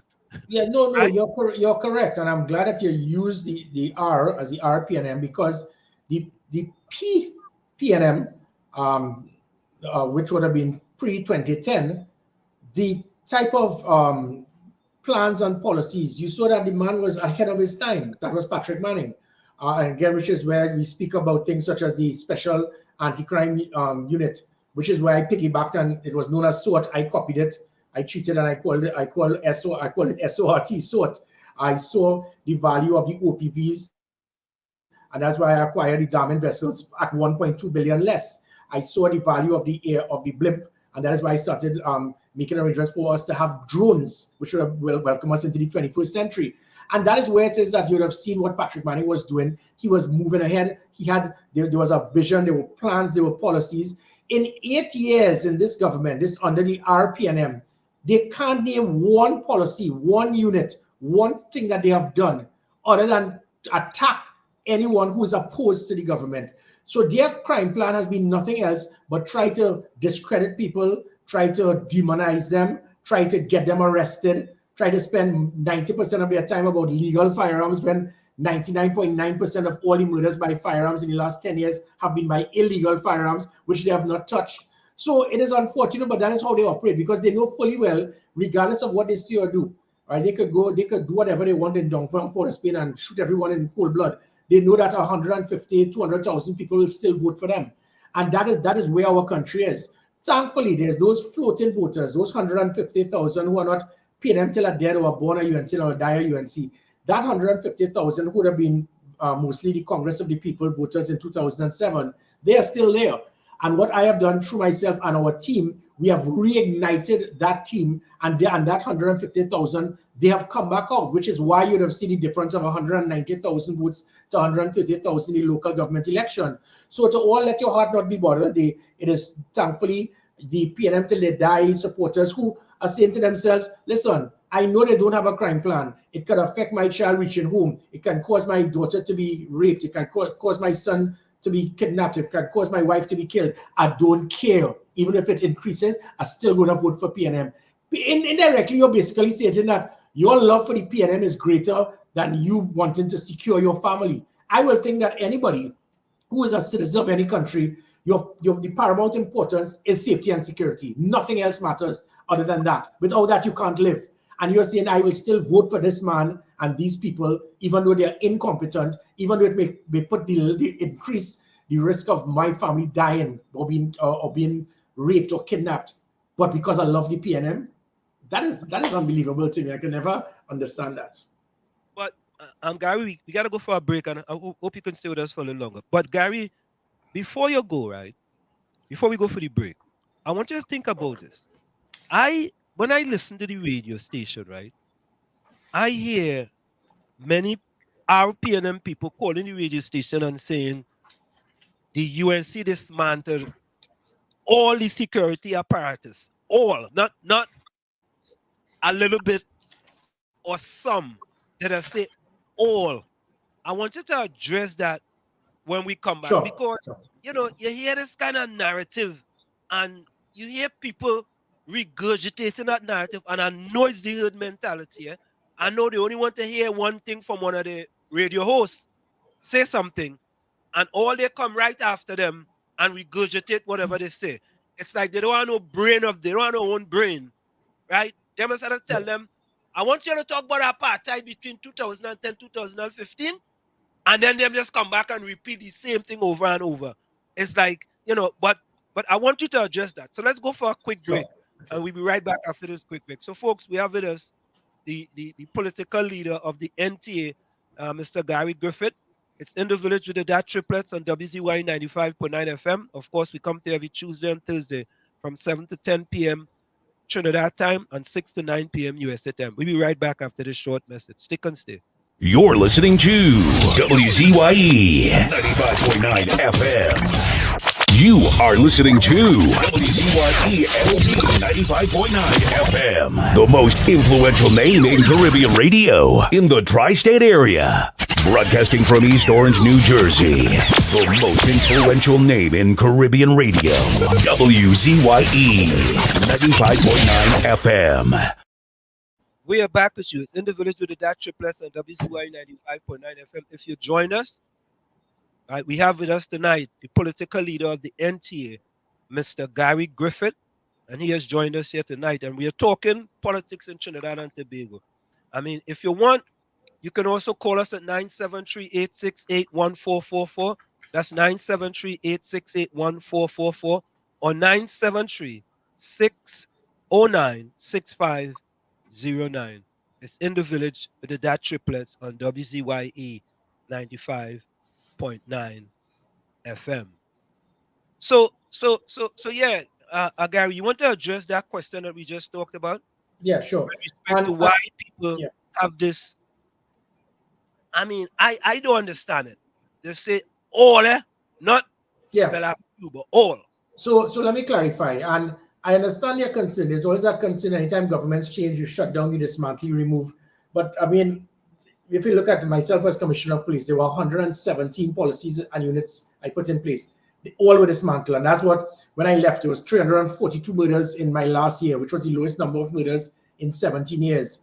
A year later, it went up to over 600 because all of the things from the Rapid Response Unit, the Emergency Response Patrol, the Operation Command Center, the Gender-Based Violence Unit, the Social Media Monitoring Unit, the body cameras, the pepper spray, the tasers, the GPS on the vehicles, the dashboard, live cameras on the Emergency Response Patrol vehicles. And I could go on and on. They shut down everything out of pettiness, and now we are paying the price. The same too, in 2010, there was this perception that the UNC, the People's Partnership, shut down everything. When you ask the average PNM supporter, say that, debate with me, let's hear what it is. So there were three main things, three alone. And I just mentioned them. The first one was the OPV. But when you ask people, how could the OPV be a crime fighting tool when it was never in the first place? How do you know what would have been the relevance? Patrick Manning was acquiring the offshore patrol vessels not to secure us from crime. The priority of it was to secure our exclusive economic zone, that is known as the EEZ. That is from 12 miles to 200 miles out. That is to secure the vast resources that we'll have in our waters. Also, it was to be used to secure a pipeline he was planning to build from Trinidad going all the way up to Jamaica. That is what the OPV was for. So the nonsense they speak about, well, the OPV would have automatically stopped drugs and weapons entering the country. Total nonsense. 97% of the illegal drug weapons that enter our country come through the legitimate ports of entry. So the Coast Guard and an OPV would not be stopping a container entering our ports. That has to do with customs and immigration and security and scanners in the legitimate ports of entry. So the offshore patrol vessel, the concern that we had at the time, when I became National Security Advisor, we were paying $2.4 billion for the three OPVs. That's 800 million TT each.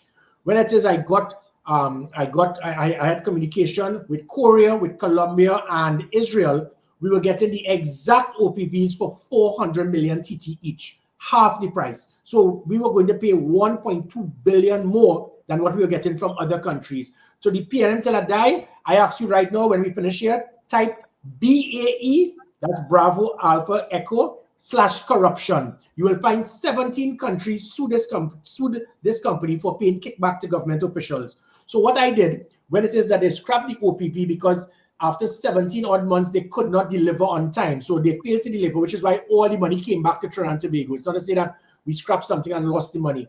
I then acquired the Diamond vessels, which were used in 17 other countries, and at a cost of 1.2 billion TT less to do the exact things that the OPV could have done. So I saved the country $1,200 million while still getting quality vessels to do the same job. So that's the OPV. Two, they spoke about the Special Anti-Crime Unit of Trinidad and Tobago. But at that time when it was operating, we went to 538 murders. Kidnappings was the highest ever, so it was not working. Something was wrong.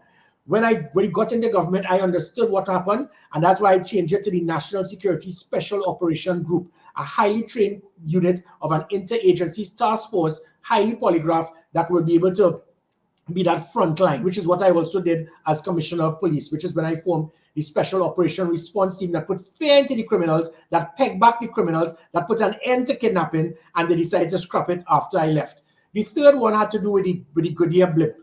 you were using a blimp. A blimp is something that is totally comical to try to do with air surveillance, because welcome to the 21st century PNM supporters, there's something called drones. You don't use a Goodyear blimp.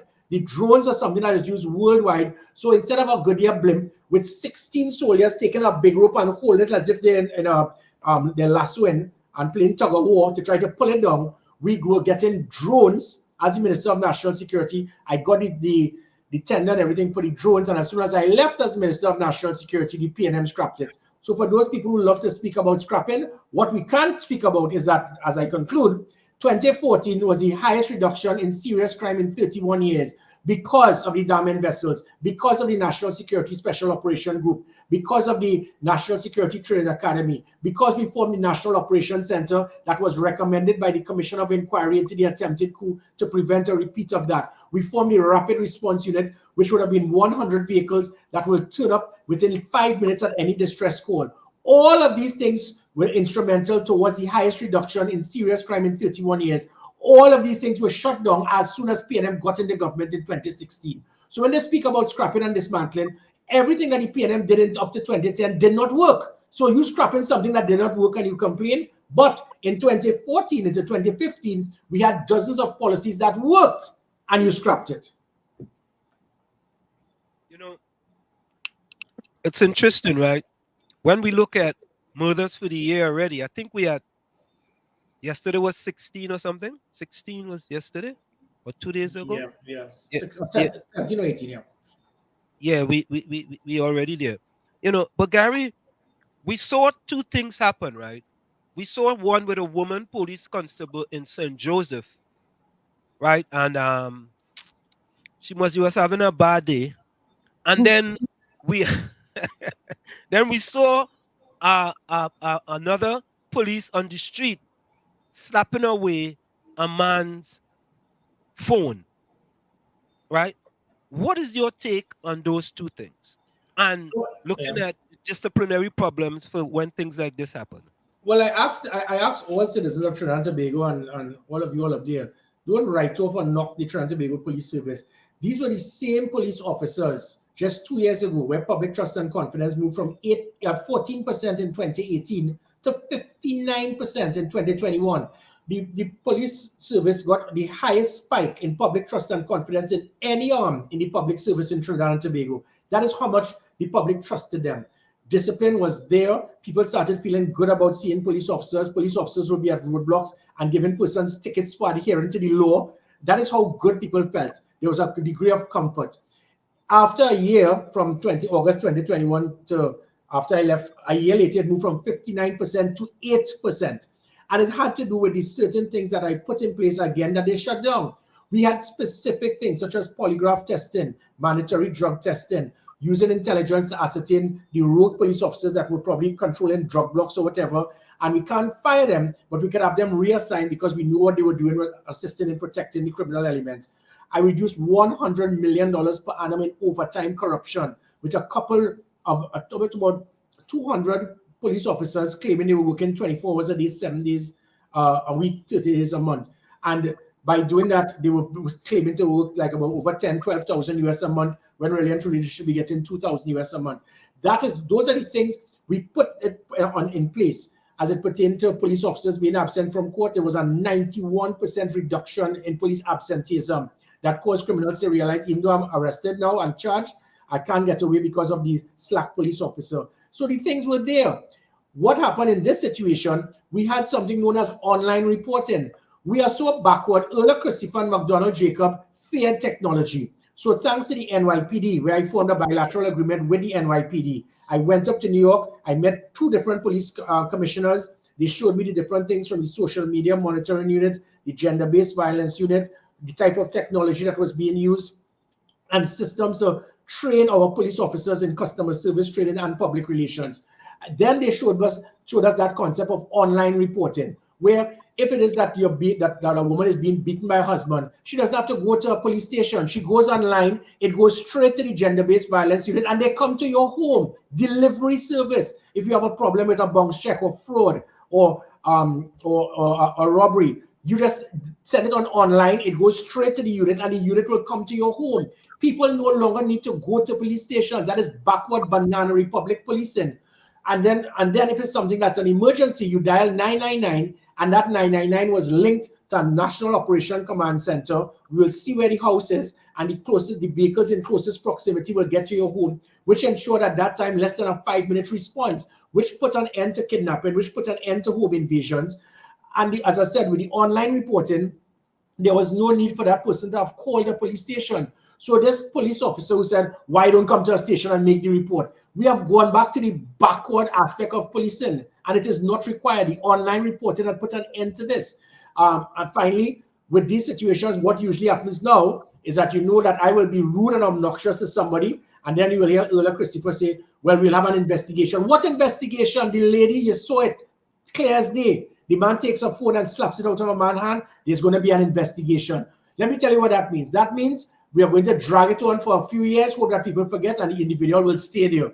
Had I been commissioner, those two people in local parlance, the throat bust. They would have been suspended immediately, and the tone will be set from day one. I suspend you. You have a problem, take me to court. And by me suspending you immediately, no other police officer would have done that because they knew what would have happened. No, you could do that. And now we'll hear an investigation is ongoing. Mr. Griffith, what about moving the officer to another location, maybe that may be far away from his home or so? What do you think of that? Well, I'm hearing about that. I don't know if that is confirmed or not because I keep hearing Toko. But if you keep sending bad police to Toko station, how many police officers could fit in Toko station? And then nobody will want to go and visit Toko. So that is definitely not the way to go, right? Reassigning the problem. If there's intelligence to know that an officer is involved in something, but you don't have enough evidence to discipline them or suspend them, then you can reassign them.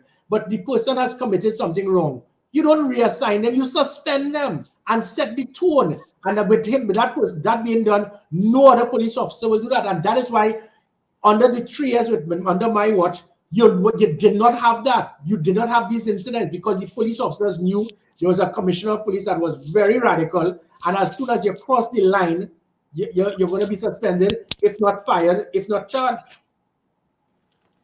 Talk your talk. Now you heard what I said. Didn't I say about suspension? If it's possible to, if they rank, you can also give them a lower rank if that's possible. Mr. Griffith, let me know.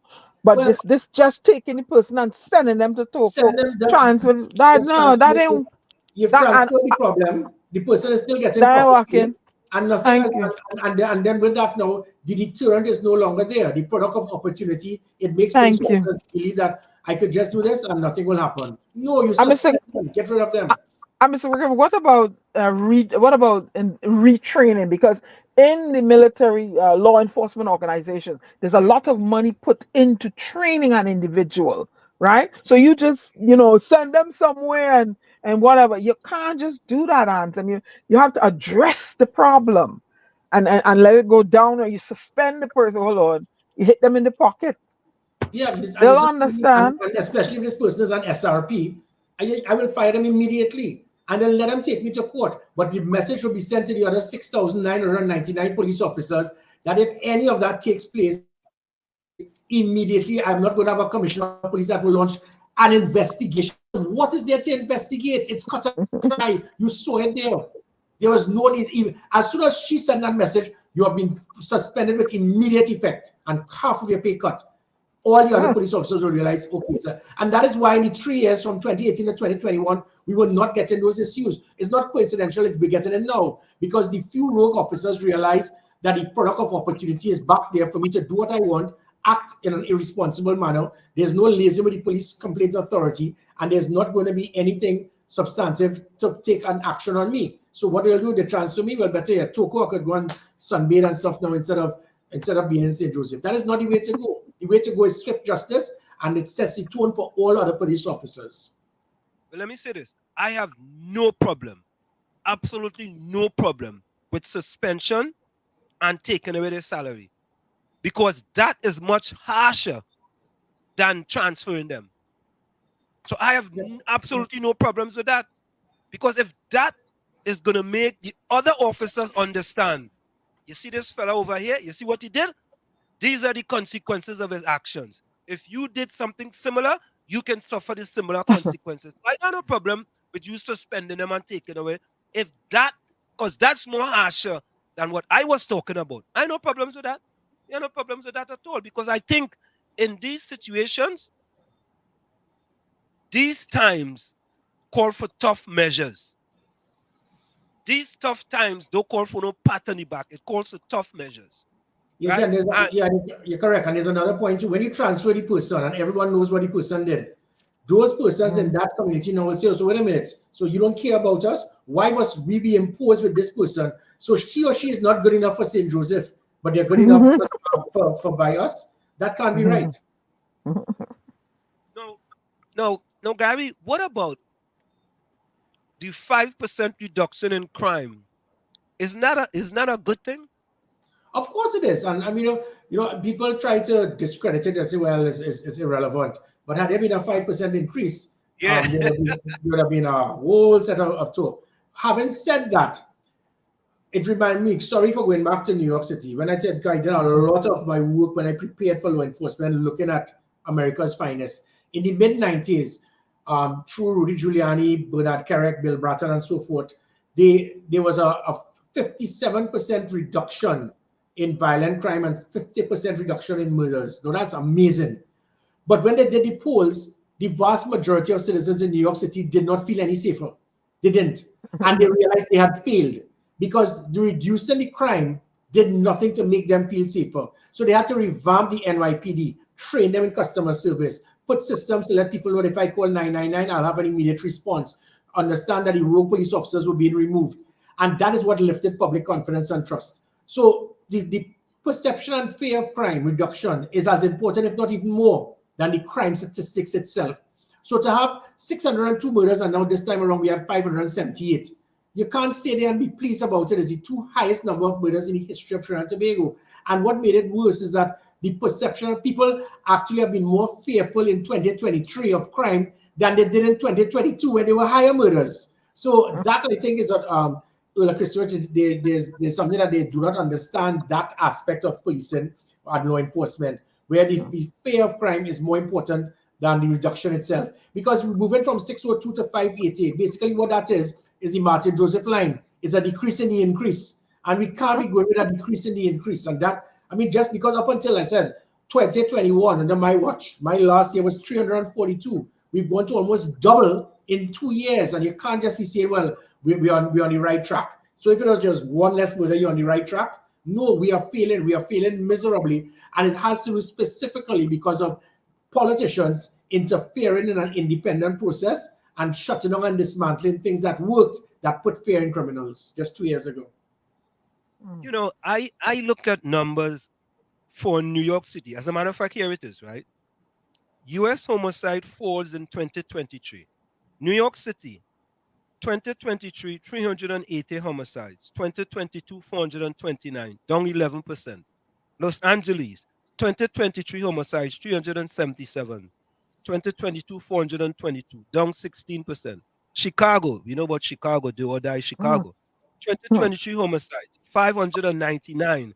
2022 homicides, 688, down 13%. A lot of these states, Philadelphia, 2023 homicides, 403. 2022 homicides, 508, down 21%. Many of these places are showing a reduction in homicides, and they have way more citizens than Trinidad and Tobago. When we look at New York City, you have about 8 to 9 million people in New York City. How come, Mr. Griffith, that the Minister of National Security and Prime Minister Rowley, who is head of the National Security Council, can come and take some picture out of these guys' books and see what they are doing and try to implement it in Trinidad and Tobago? Well, as I said, that was done. From August 2018, 2019, I was milking everything I saw from the NYPD. And it worked. The systems, the units, the technology, they worked. When we put an end to kidnapping, it was the first time in the history of Trinidad and Tobago, persons were being held while still holding the victims. We were kicking down doors whilst they were there. That never happened before. There were over 10 kidnappings that we solved by rescuing the victim whilst the kidnapper was there. we've gone back now where the person is kidnapped, the police will wait, pay the ransom, and say, oh, the person has been released. That is not a success. The kidnappers have won. And going back to what you said, I'm so pleased that you used that, because the one thing of the PNM till they die supporters is when there was the highest reduction in violent crime in 17 odd years under my watch. They said it was because of COVID.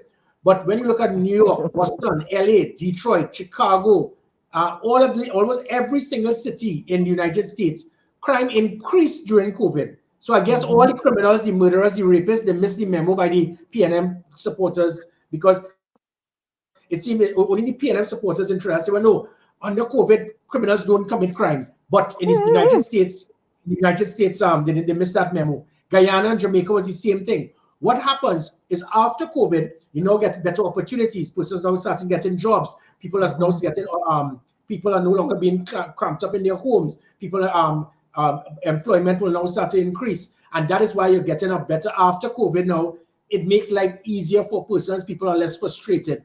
But the PNM till they die supporters said it was because of COVID. It seemed that they did a poll and they went to this murderer. So you stop killing people because of COVID. Okay, I don't know if they did a poll, but it shows how stupid they were and desperate not to accept the fact that what was happening with the massive reduction in crime was because of us doing exactly that.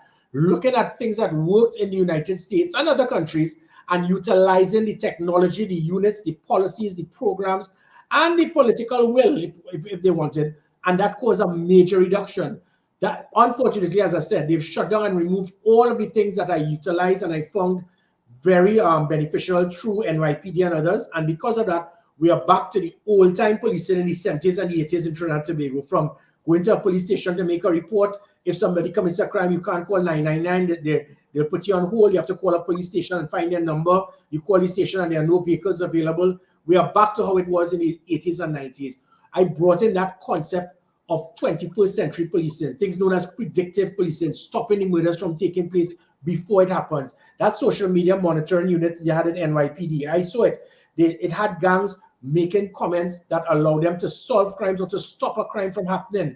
And all of these different things, they shut down and dismantle because of petty PNM politics. And you could still vote for that. And again, this is not to discredit the PNM. The PNM have done so much for this country. It is the RPNM. Thankfully, when you have that 300,000 who vote for the PNM, roughly between 50 to 70,000 are not PNM till are dead blindly.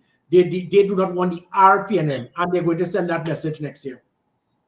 Yeah, I think I fully agree that it's the RPNM, and this RPM is not good for Trinidad and Tobago. I've said it, and I'm going to keep saying it. You know, this RPM is wicked and evil. I've said it, and I'm not afraid to say it. Because when I look at most of these statistics,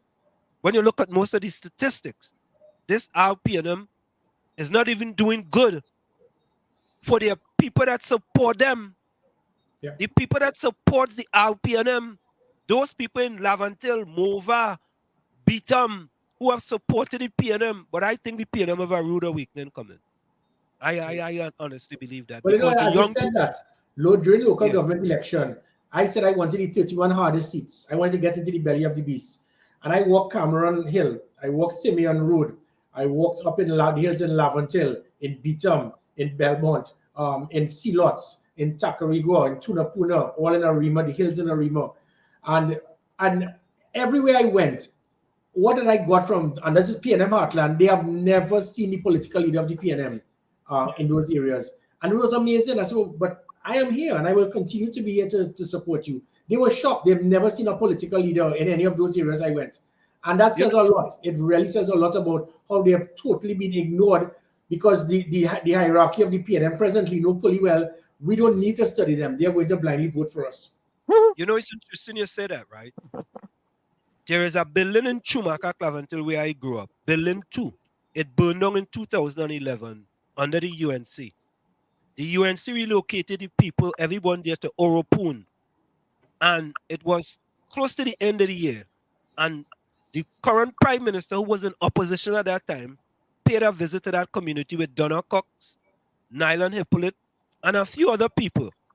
And I'm saying to myself, well, yeah, boy, when Prime Minister Rowley come in power, and if he come in power in 2015, then people and them go get that building taken care of. I personally had to fight for that building from America in order for the PNM, a constituency that have never forsaken the PNM in all their life, and a person from foreign had to fight for the PNM to renovate that building. They haven't seen Dr. Rowley since then. I mean, they see him on TV. You understand? They see him on TV and they see him on the phone, right? But other than that, well, they don't see Fitzgerald Hines either. So I really can't. Yeah. Well, answer. But again, his own constituency. During local government election, I walked through Church Street, into Scorpion, all up to the end of Scorpion, all through his constituency. And people like what they said, this man has been there as their member of parliament for almost 3 decades, and they've never seen him. He has never walked the area, and he because he believes it's PNM country. And I know something. You know something, Gary. You know what most of the PNM and he go along, get along, our PNM gang they say about me? Oh God, he hate Dr. Rowley. I say I hate. Them went into my heart and figure out there's a certain part of my heart that Dr. Rowley in it, right? And that part they have a H on it. It have a HR. Hate Dr. Rowley. Hate Rowley. Right? And I asked them, I said, but wait now, why would I take my good heart and go and hate Dr. Rowley? For what? I hate their policies. I do, and I'm going to speak about it, right, until we don't see them no longer. Me afraid to say the truth? Yeah, because they are not good for the people of Trinidad and Tobago, and by extension, they are worse for people that look like Prime Minister Rowley. I'm afraid to say. But, Mr. Griffith, it's always a pleasure. Anything you like to add? Yeah, well, again, if we look at, I see a social media guy, Kevin Saran. That's Kevin Saran is, yeah. Well, he's quoted as saying, and if the government can't solve the problem, then they themselves are part of the problem. And remember, closing thing is on that. I will always be a patriot before a politician. When I made that statement in February last year, I realized that Keith Rowley did not know what to do. He was clueless. I have seen Kamala Prasad-Bissessar as the chair of the National Security Council. She's not a security expert, but she was able to use her leadership to manage. I was the so-called expert. So compare Kamala Prasad-Bissessar as head of the Security Council to Keith Rowley. Compare Fitzgerald Hines to Gary Griffith as minister, and myself as commissioner to Earl Christopher. So he has a poor batting lineup. It's like the president of West Indies cricket team. And if it is your real, so because of that, I said I am willing to help. And if it is that this man was anything as a strategist, you will say, look, let's take the support from these external people. If crime goes down, people will see me as a statesman, and crime will go down, so we will stay in government. If it is that we still feel, I could say, look, you see, they are a waste of time, so don't bother to bring them in government. Any politician with their sort will have understood that. It was a win-win situation for him. But you know what? Remember the words of Patrick Manning. When a man can't have his way, you see hate, you see bitterness, you see somebody totally out of control. So what Keith Rowley has basically said is, look, I don't care whether Gary Griffith could come back and assist to reduce crime and save lives. Let it stay this way. It is better that the country drown in blood than for me to swallow my pride and work with him. You can't be a leader and want to do that. You can't be a leader and watch people dying, and you're not willing to do what is required because of your bitterness and hatred for persons. His bitterness, his hatred, his anger has caused him now to make emotional decisions. As a leader, you must never make decisions when you're angry. Gary, I don't know, somebody asking a question here. Mr. Griffith, can you share any light on the involving Michael? This is an incident that took place in Long Circular Mall earlier today. I do not know the state of the individual. Initially, what I looked at, it looked like it wasn't any, the gunshot wasn't any vital parts of his body, but again, you never know it's a gunshot. It happened in Long Circular Mall in the bottom part of the car park. I think he just came from the gym or something along that line, and he was shot. But at this time, he's still he's stable. That's the last I heard about it. Oh, okay, all right. We didn't hear it. So again, Mr. Griffith, we want to thank you so very kindly for taking the time to join us, and it's always a pleasure having you in the village. Thank you so much. My pleasure. Thank you. Take care. Thank you, Mr. Griffith. Right, bye. So there you have it, folks. Well, I just hope that once they get power, that they would I don't want to say if, when they get, Mhm. that they would take some advice from some of our experts out here. Let me play a voice note here. Hold on a minute. Yeah, well, I know your programs have a lot of space for rejects. Yeah, rejects, people who the population have rejected. You have a lot of space for them, so enjoy yourself, man. Enjoy yourself. I know this is your therapy. You know, that is the same fella who's telling me that we need to be balanced, right? Mm-hmm. Yeah, his rhetoric.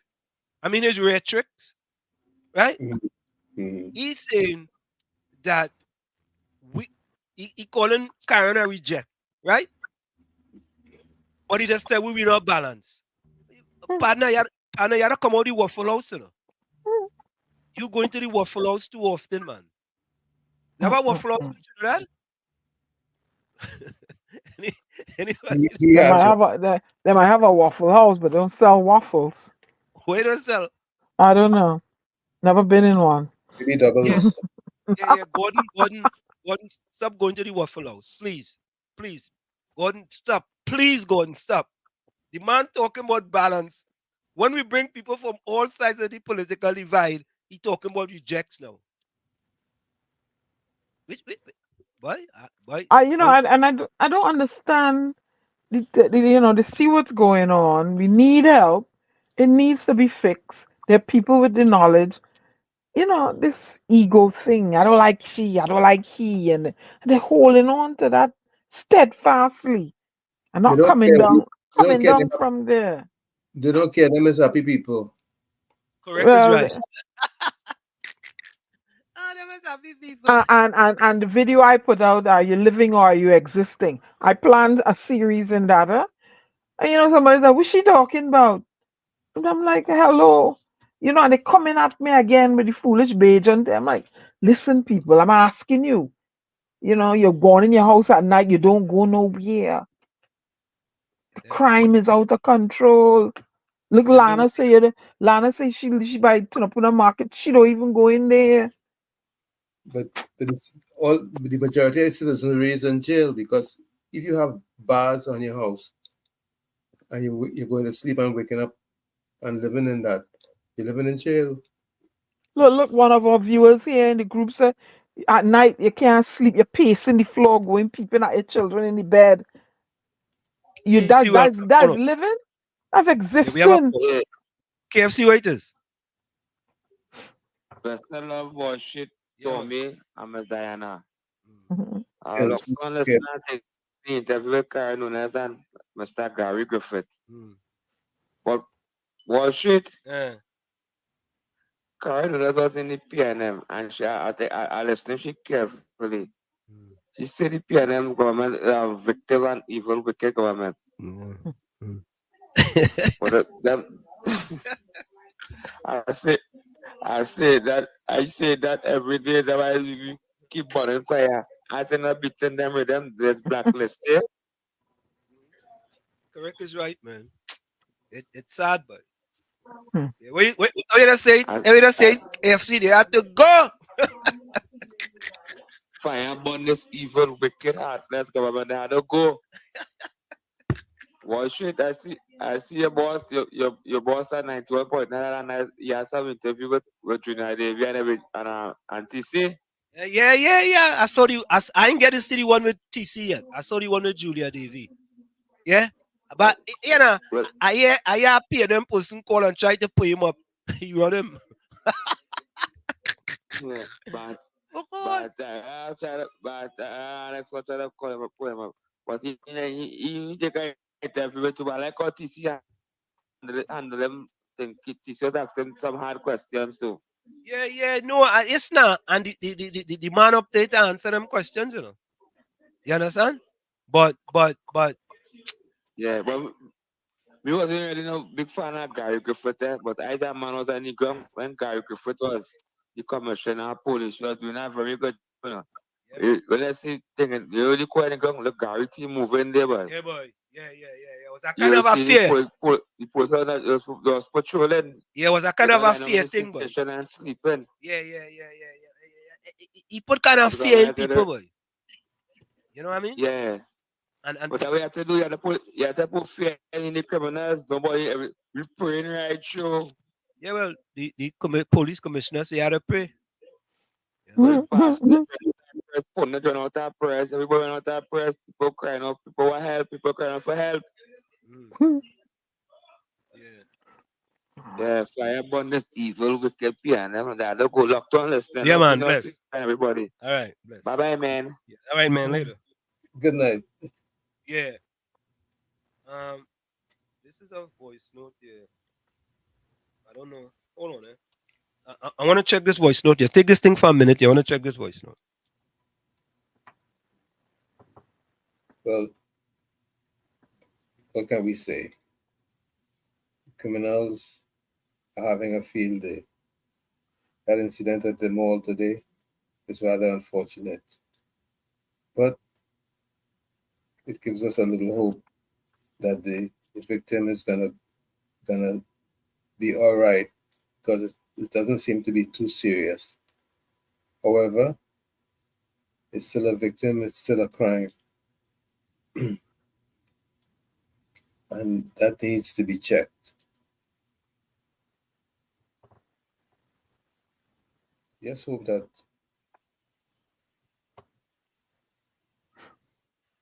we can get to the bottom of it, of getting things in order. Anyway, people,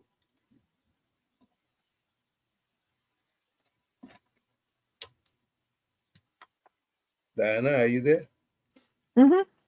Well, I see I saw where the school, St. Charles Secondary School in Tunapuna, they want to discipline some young lady for her hair.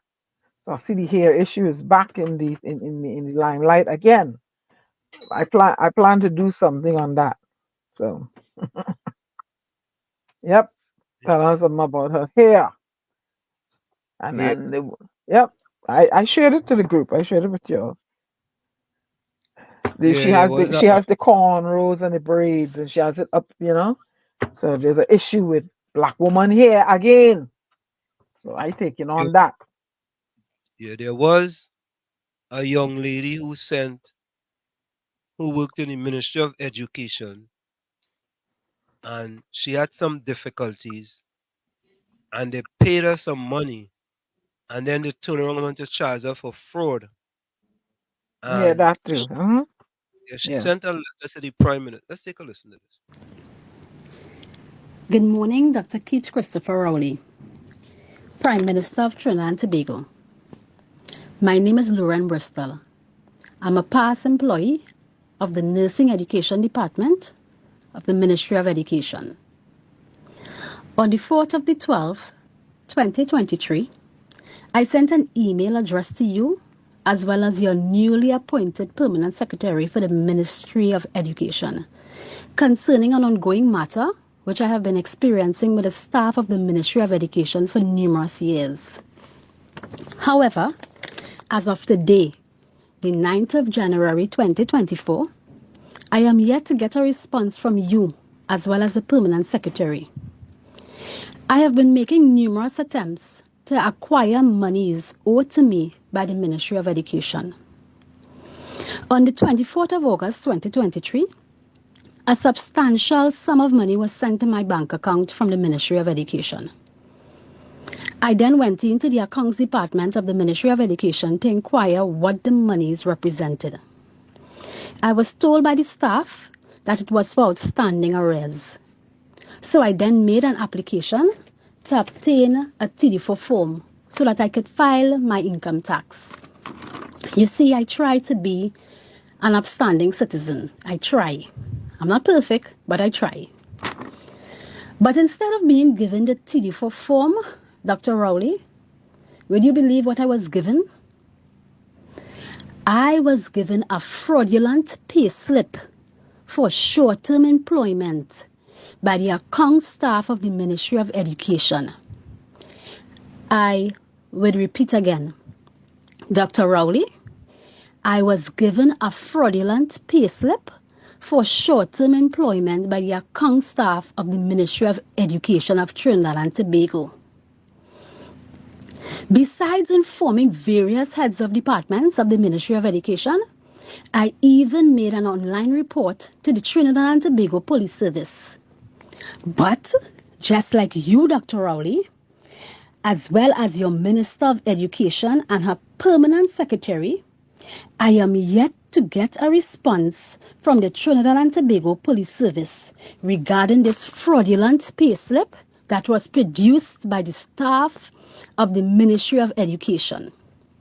Dr. Rowley, as the Prime Minister of Trinidad and Tobago, when our words and our actions are in alignment, that is when we would see a reduction in crime, as well as all the other issues we are grappling with in our society.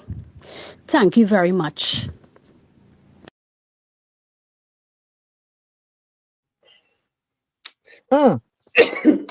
Corruption. Corruption. I wanna read. Sometimes I doesn't even want to read these things, boy. But could you imagine this? What I'm gonna read for you. It's coming from Fitzgerald Hines' Facebook page. This is a minister in Trinidad and Tobago. So here it is. Even as the dust refuses to settle on the spot where Karen Stormer Tesheira and her grinding dashboard pet called Tim landed over the fence where she got ladders and a slight rip on the butt of her soiled pants, a number of fundamental questions arise. Is Karen all right? Is she a lonely, unhappy soul crying for attention? Is she simply a restless political busybody? Is she living in a political cloud cuckoo land? Is she more spiteful and bitter than politically sweet? Further, what does Karen, Watson Duke, Philip Alexander, David Nacked, G String G, and Big Mouth from Moon 102 have in common? What is it about our society that attracts this ungainly and off-tail bunch of strange cookies to feel they want to lead you and your country in Trinidad and Tobago? If you met them all by Queen's Hall, where would you surmise that they all just came from? This is from the Minister of National Security. Oh, they're quick to label people, boy. They're quick to label, Quick. Yeah. What was it first? I think you mispronounced the word without seeing the article. I think the word is dashon. A dashon? No, that's not what it is. That's what is it then? What do you call her? Storming Karen and her pet. What? Yeah, that's what he said. Karen Stormer Tesheira. And her pet. And a grinding dashboard pet. Or dashboard. Okay. I thought it was dash. I thought you said dashon. Oh, okay. And they like to call your names, eh? Like remember, what's his name? The fella that like Salt that always in everything. He called them what? Pit bulls? Well, not pit bulls. That patongs. Yeah. And two mites. There's one thing given pecan. Yeah. I know about pecan. Hold on. Yeah, KFC. You know read all that. You know send that for you there? No, he sent it yesterday. I go send it for you. It's your Grandy PNMS. Boy, imagine that guys are coming from a minister, So you listen to from 6 to 4, they saw them PNM call them PNM most of them will be always because going to the people misleading the people. That is boy, that's sad, boy. I couldn't believe. I thought was some vagabond right that, Well, I come for the Minister of National Security. Minister of National Security, boy. But she was a member at the PNM. When he could only be a junior minister, when he could have only been a junior minister, she was a minister, full-fledged minister. He could have only be a junior minister, right? The PNM got Mr. Walsh. Them not really care about the population, you know. Nah, they don't care. They don't care. Then everybody trying to be go show put about people waking up and seeing how wicked and victim the PNM is. People waking up. As they're not singing them song, the blacklisting you. And victimizing you. And victimizing you. Victimizing to the highest well as they. Yeah. And this evil wicked PNM. What should doctor listen? Bless. You coming on Sunday? Yeah. Yeah, man. Yeah, man. Bless night. All right. Cool. Yeah, man. Imagine that. You know, But, and if the writer of that was a performer, it probably would be viewed in a different way. But you're talking about a non-performer. Correct is right, Tommy. Not just a non-performer, a non-starter. He get to the starting blocks and he fall started.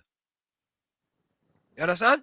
He didn't even he get in the race, but he didn't get to perform in the race. Big difference, you know. You can make it to the starting line, you know, but you fall start. You see? But I don't know, boy. Tommy, boy. And something somebody else sent me. Dr. Rajendra Ramlogan, chairman of the Integrity Commission, complains that the commission is being starved for funding, pointing to successive drastic decreases in its annual funding by the Rowley-led PNM government. Rowley complains bitterly that the Integrity Commission is wasting too much money on investigations, particularly of himself. The PNM selected president then refuses to renew Dr. Ramlogan's appointment, which came to an end on January 11th, 2024. No allegations of misbehavior was ever made against Dr. Ramlogan, his only offense being that he sought to do his job of investigating politicians too well. We live in a democratic dictatorship or elective dictatorship, TNT. Wake up and smell the coffee or sleep in your slumber while we go to hell, assuming we are not already there. I think that was from Gary, you know.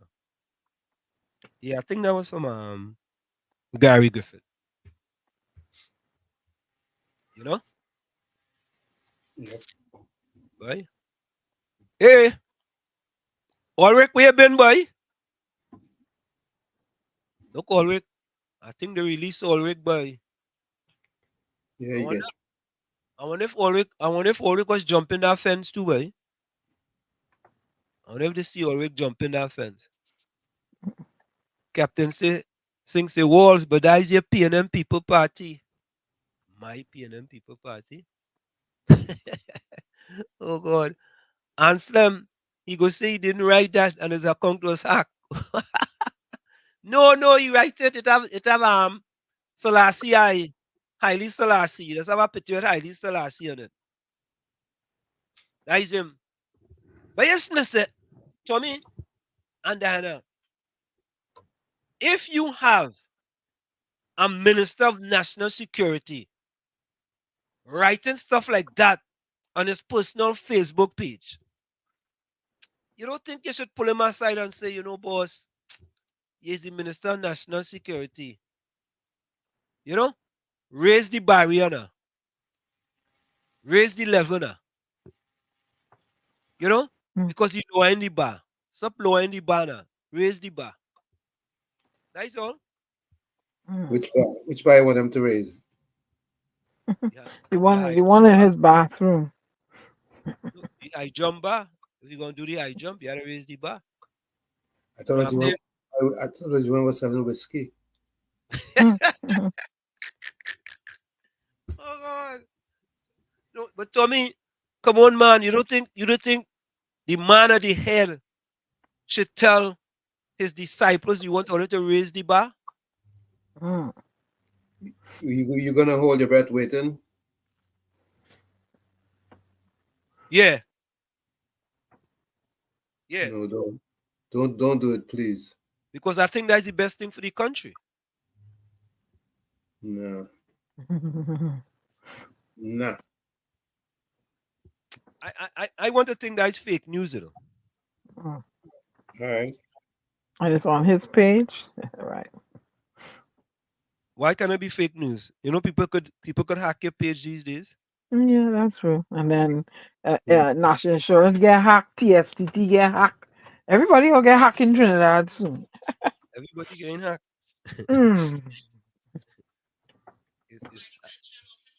It's hack after hack after hack. Mm-hmm. You understand? You know, Ulrich he was in the panyard. Where was watching Ulrich? Where was watching? You was watching in the panyard? You probably take the Panorama song. Where was doing in the panyard? Listening? Maybe practicing for the upcoming Panorama Festival. Practicing what? Practicing where Dana? And Sam, you know, you boy, I sure you used to get a lot beat up at school, boy. You could make somebody beat you up, you know.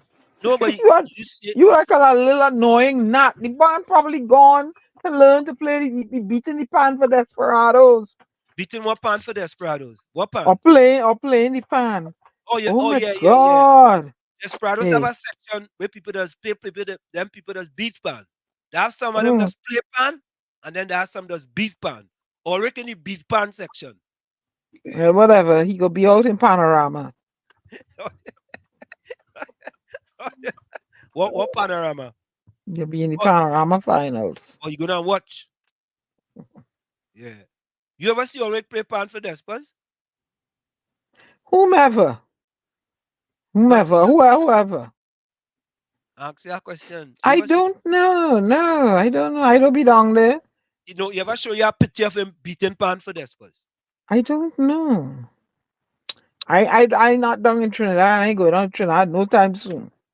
Ulrich go fool all with that. I never see Ulrich no picture beating no pan. I never see him. And what he's saying. He won't answer. Show we a picture? Ulrich, I want to see a picture of you beating your double bass or your double tenor. Or beating iron. I think Ulrich look like Ulrich look like a fellow who does beat iron. Oh God. Ulrich look like the Iron Man from True Macaque. Oh God. Yeah. Ulrich, you remember we used to have all the proof of you when you started all your business? We want proof of you beating for Despers. And don't just go and take somebody's sticks and go behind the panel. We want somebody to take a video of you while you beating and Despers practicing. Yeah, we want full proof. Yeah? Ulrich still like I eat it in my hands. Oh God. Ulrich Hines just come in the yard? No, if Hines had to come in the yard, he had to come with plenty of escort. He can't come in that yard by himself just so. Yeah?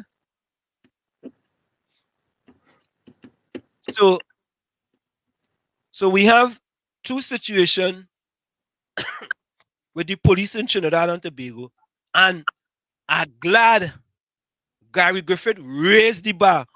Ulrich don't like Gary Griffith at all, you know. Gary Griffith raised the bar and said you would have to suspend them. Diana Benskin, that worse than my suggestion. That worse. That wasn't a reassignment. It wasn't a reassignment. No, suspension. I say that suspension is worse than a reassignment. Correct. So I had the more civil penalty. But Gary went for the jugular. I agree with that. Throw my thing out the window then. Don't send them matlat no more. Don't send them. And Diana didn't have a word to say. She ain't said nothing. Anyway, when Gary take over, I send in Ramsey for him to help him out. Yeah, Ramsey go help him. I need a man like Ramsey. I already gonna know much I'm paying for that. I ain't paying nothing for that. Just take your camera and let them somebody videotape you. And make sure it's you. So folks, put closing comments in chat. Ulrich, Lana, Captain Singh, True Trini Network. Oh God, look at Mean Gene, boy. Mean Gene don't like Gary Griffith at all, boy. Judy,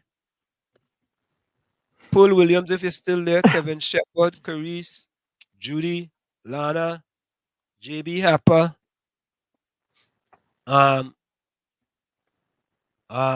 Nadia, if you're there, Takesha, Denise G, Albert Montano, put closing comments in chat. Yeah, boy, it's never ending day in the life of Trinidad and Tobago, boy. But we think things are gonna get better. Tommy? When things hit the bottom, it only have one way to go. One way to. Are things gonna get better? I have no idea. Because you got to change the head. Then when I see the head change, then I think things might happen. But until then, no.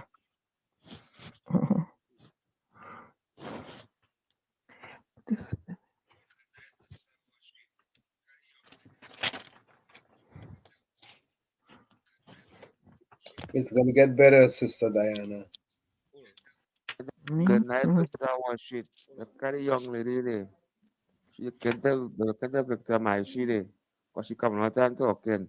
And the nonsense and evil and wicked doing the parliament in Mova, Labanti, Adrian Leon's constituency. This evil, wicked PNM government will fire burn the PNM by. I hope this is not no obscene and business. Let me see. Hi, good morning. I am Amira Gabriel, the voice of the people and the next Prime Minister of Trinidad and Tobago. Mr. Adrian Leons, I got your message. Now that we know that you have been looking on, we are asking the residents of Angelina Terrace, never the Movement, for you to reach out to T&Tech Maintenance Crew, because this here is a hazard. Watch it. It have a big transformer on it. This could take lives. But you know what? Instead of you treat this with respect and show the people and them that you care, you refuse. Instead, you reach out to the relevant personnel to send me a message that you are going to sue me for calling your name for the right thing. I am Amira Gabriel, the voice of the people. I will voice for the people every day, any day. All you have to do to shut me up is do what you have been paid for, is do the representation of the people. That is all you have to do, Mr. Adrian Leons. And if you want to go into the depth of legalcy, I suggest you reach out to the relevant authority, which is Legal Affairs, Mr. Renal Amor. Reach out to him and have him do it the correct way. Understand? Because I don't understand you is the MP from over. But what's the condition of this school? You don't care. It have residents living up here. It have children. Let me show them from the show them, make sure they see that pole leaning properly, yeah? Show them what's on this one on the ground. Show them how it leaning. Go up to the top, show them from the top. Let them come out and deal with it. Yeah. You know fine. What? What on my part?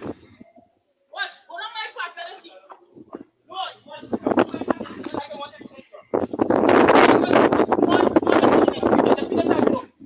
nothing in holding this pole, eh? Nothing in holding this pole, eh? I am saying to you, anything happen to any one of my residents up in that said community, I personally, you will see me personally. I will deal with all of it. A big transformer. What's the size of that transformer?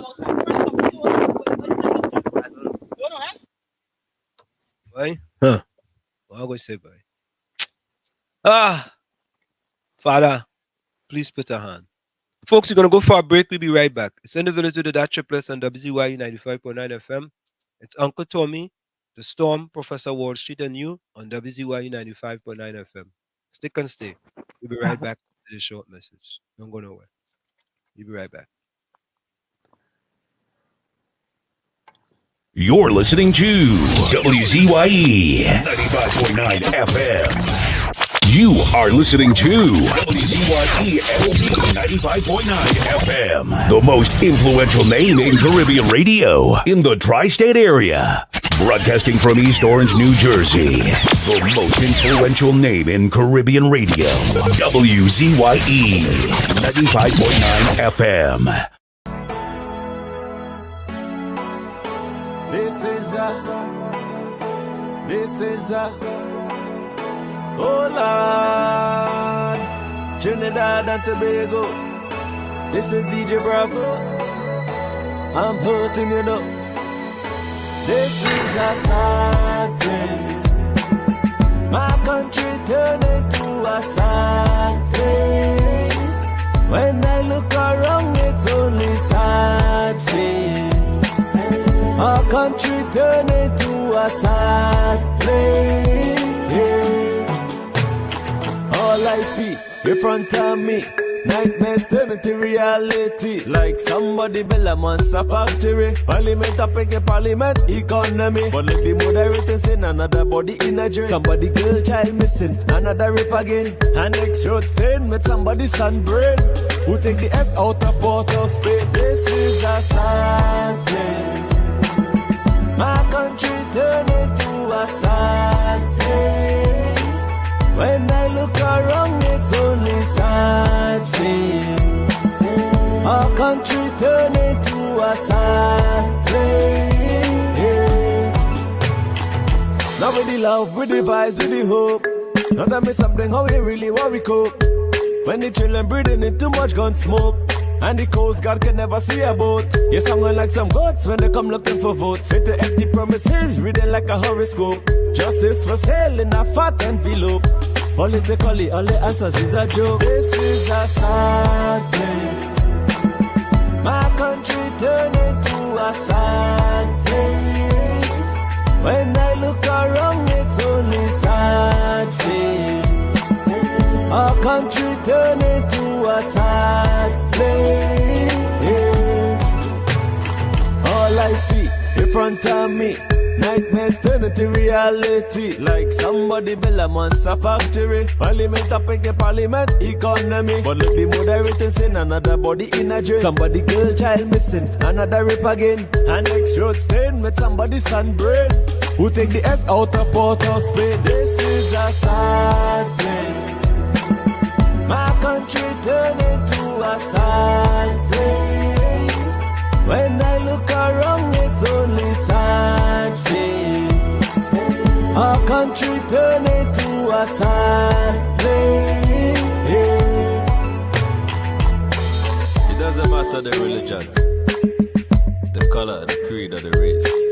It's our responsibility to take care of our place. Champion.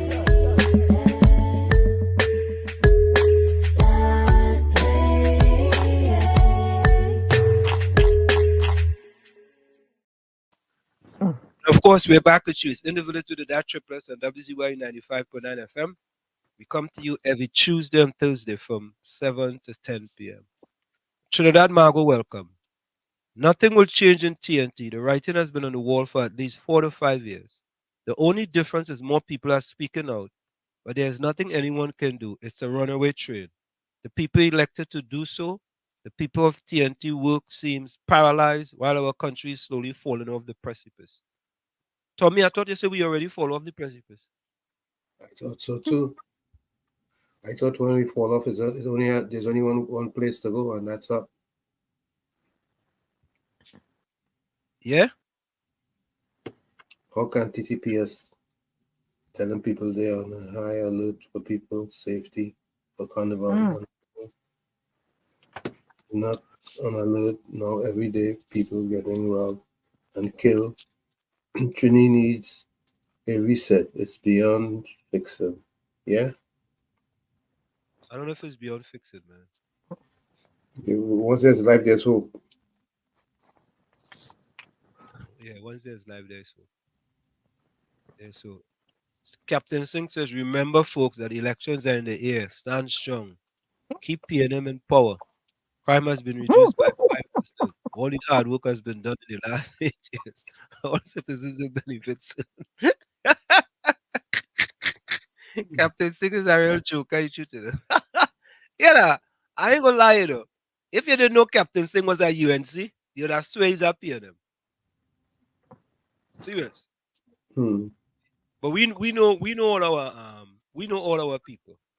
You know, it's our people who is PNM and don't want to associate with PNM. A fella that Diana knows very well. You know, he's a PNM and he don't want to say he's a PNM.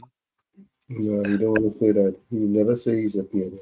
Yeah, he never says he's a PNM. Barry says, now the community center is in need of repairs. The original building is nowhere close to being repaired and they want to relocate the children again. Some in a fire station, some in a church, and other schools. You know what you just seen, boy? That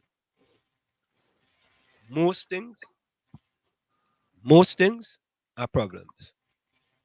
Most things. Where's the end inside, boy?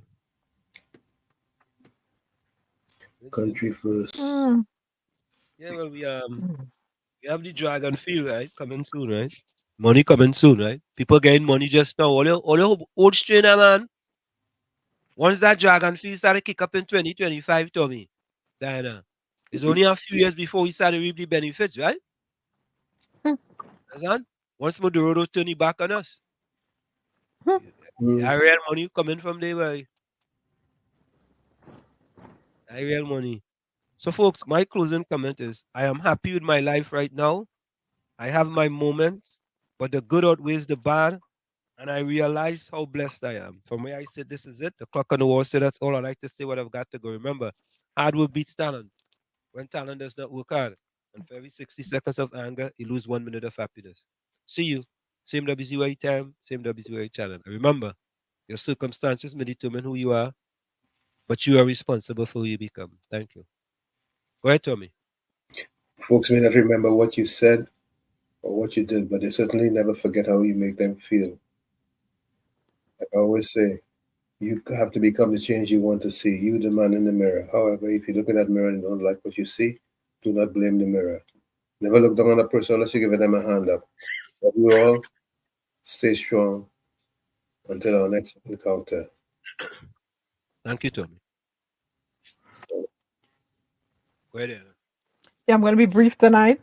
With everything going on and you're not saying anything, you're not speaking up, by your silence, you are a conspirator. That's all I have to say. Good night, beloved people. This is your global ambassador, your poet, your whatever you want to call me. Bye. Good night. Thank you. All right. Okay. Okay. All right. Let me go with I think Tommy liked this one. Plight of My People. Oh yeah.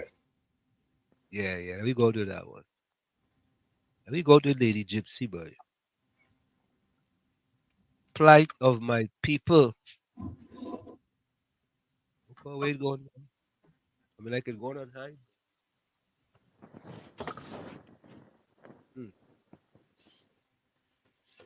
Here we go. All right, folks. Good night.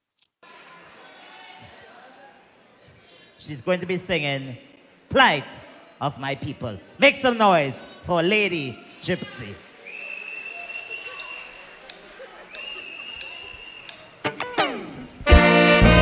No,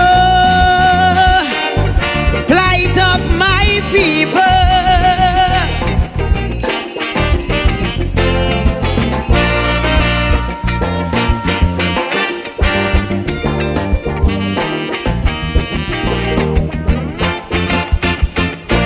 Too much a one thing good for nothing.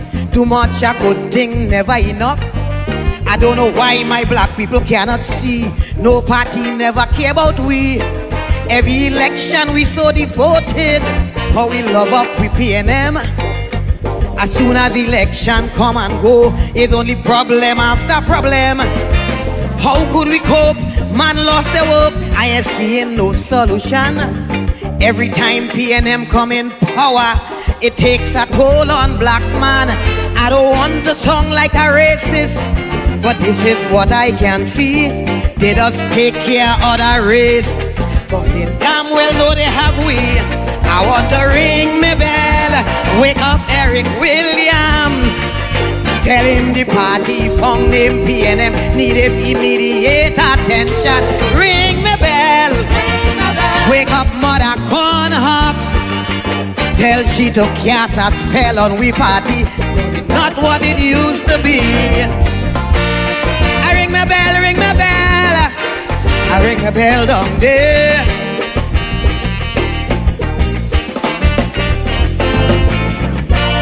I ring my bell, ring my bell. I ring my bell down there. This thing is becoming out of hand. It's time this damn nonsense stop. If you don't sing a PNM song, from Skinner Park you'll be dropped. Calypsonian could have sing what they want. We were the spokesman for the people. Eric Duffy, Chambers Dunphy. When Kamala drunk, how she like to pee. Calypsonian, no, that's no way to go. Too much happening in we country. All this killing spree, young woman body, but only about PNM you could sing. All them songs playing on the radio, all you singing with Kamala do. But when PNM do a wrong thing, I ain't hearing a word from you. I want to ring me bell, wake up Mother Cosell. Every Monday she preach on WAC radio and is the biggest critic of Calypso. Ring me bell, for Patsy and Joni. I want them two cultural lovers to know not only PNM song is Calypso. I ring my bell, ring my bell. I ring my bell down there.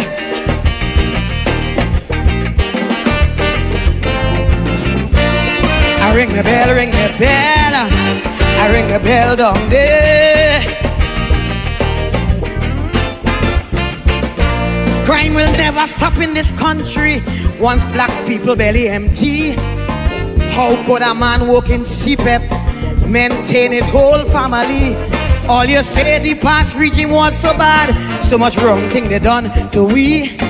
Now that PNM take over, why poor people going hungry? When PNM win, all African grin. Now we get back we country. All they doing is complaining and ain't doing nothing for we. The mess already made, don't sit in the shade and ponder on we problem. Get off your ass and do it fast and find a way to solve them. I want to ring me bell, wake up Randolph Burrows. Tell him among all past police commissioners, up to now it he I prefer. Ring me bell, wake up the Lord Bryna. Tell him the state of Calypso today is a good thing he passed away.